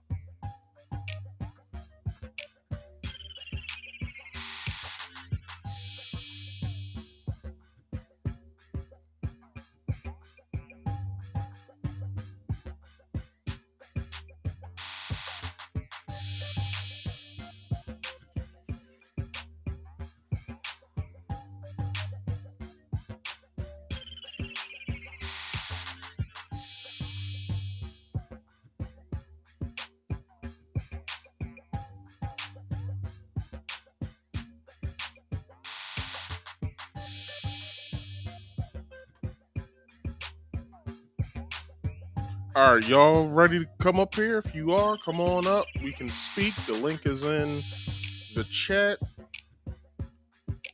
So if you guys want to come up here, come on up. Come on up right now.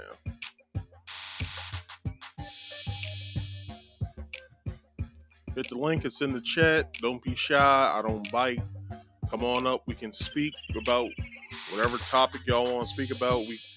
What I presented. Either you want to talk about the Haitian thing, the Tasha K thing, the Chance the Rapper thing, the Alex Jones, the dude running from the sheriff, or this Yee thing. Y'all can come up and talk about any of the things that I talked about tonight. So come on up if you're there.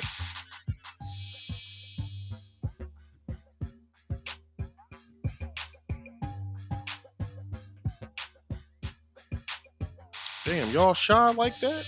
Damn. I'm introverted my damn self, but y'all can still come up. Come on.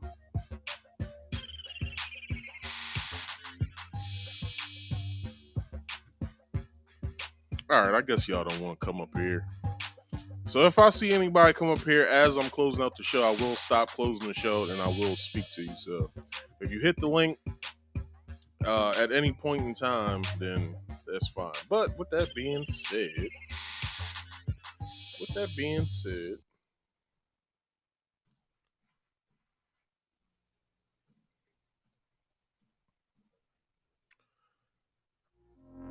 I thank y'all for being here tonight. Hope you guys didn't take any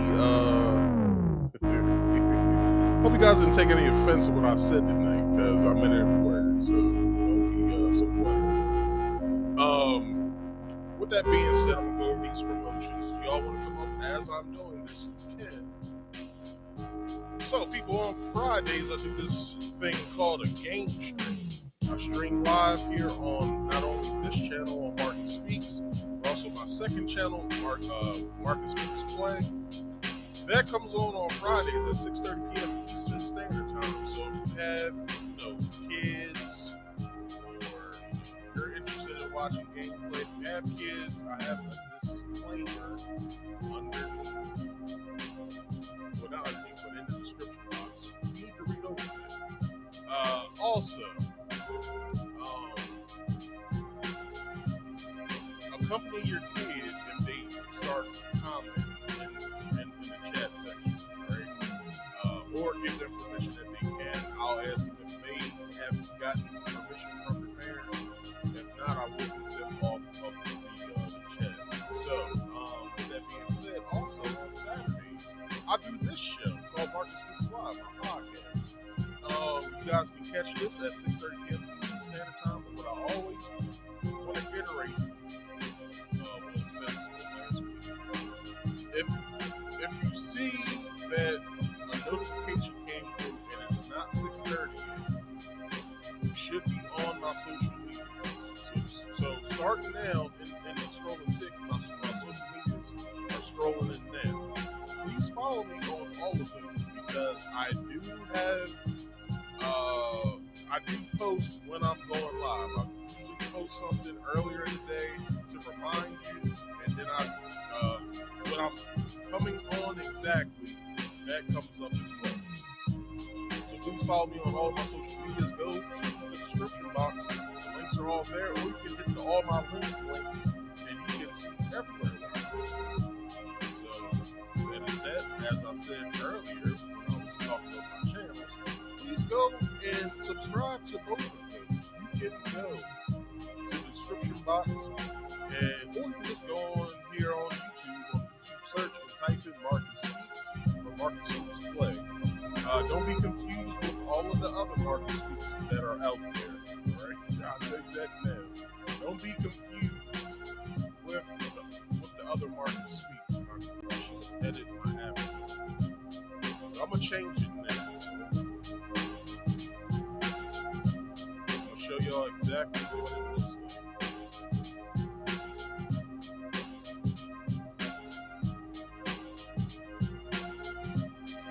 This is what my avatar looks like I'm sorry.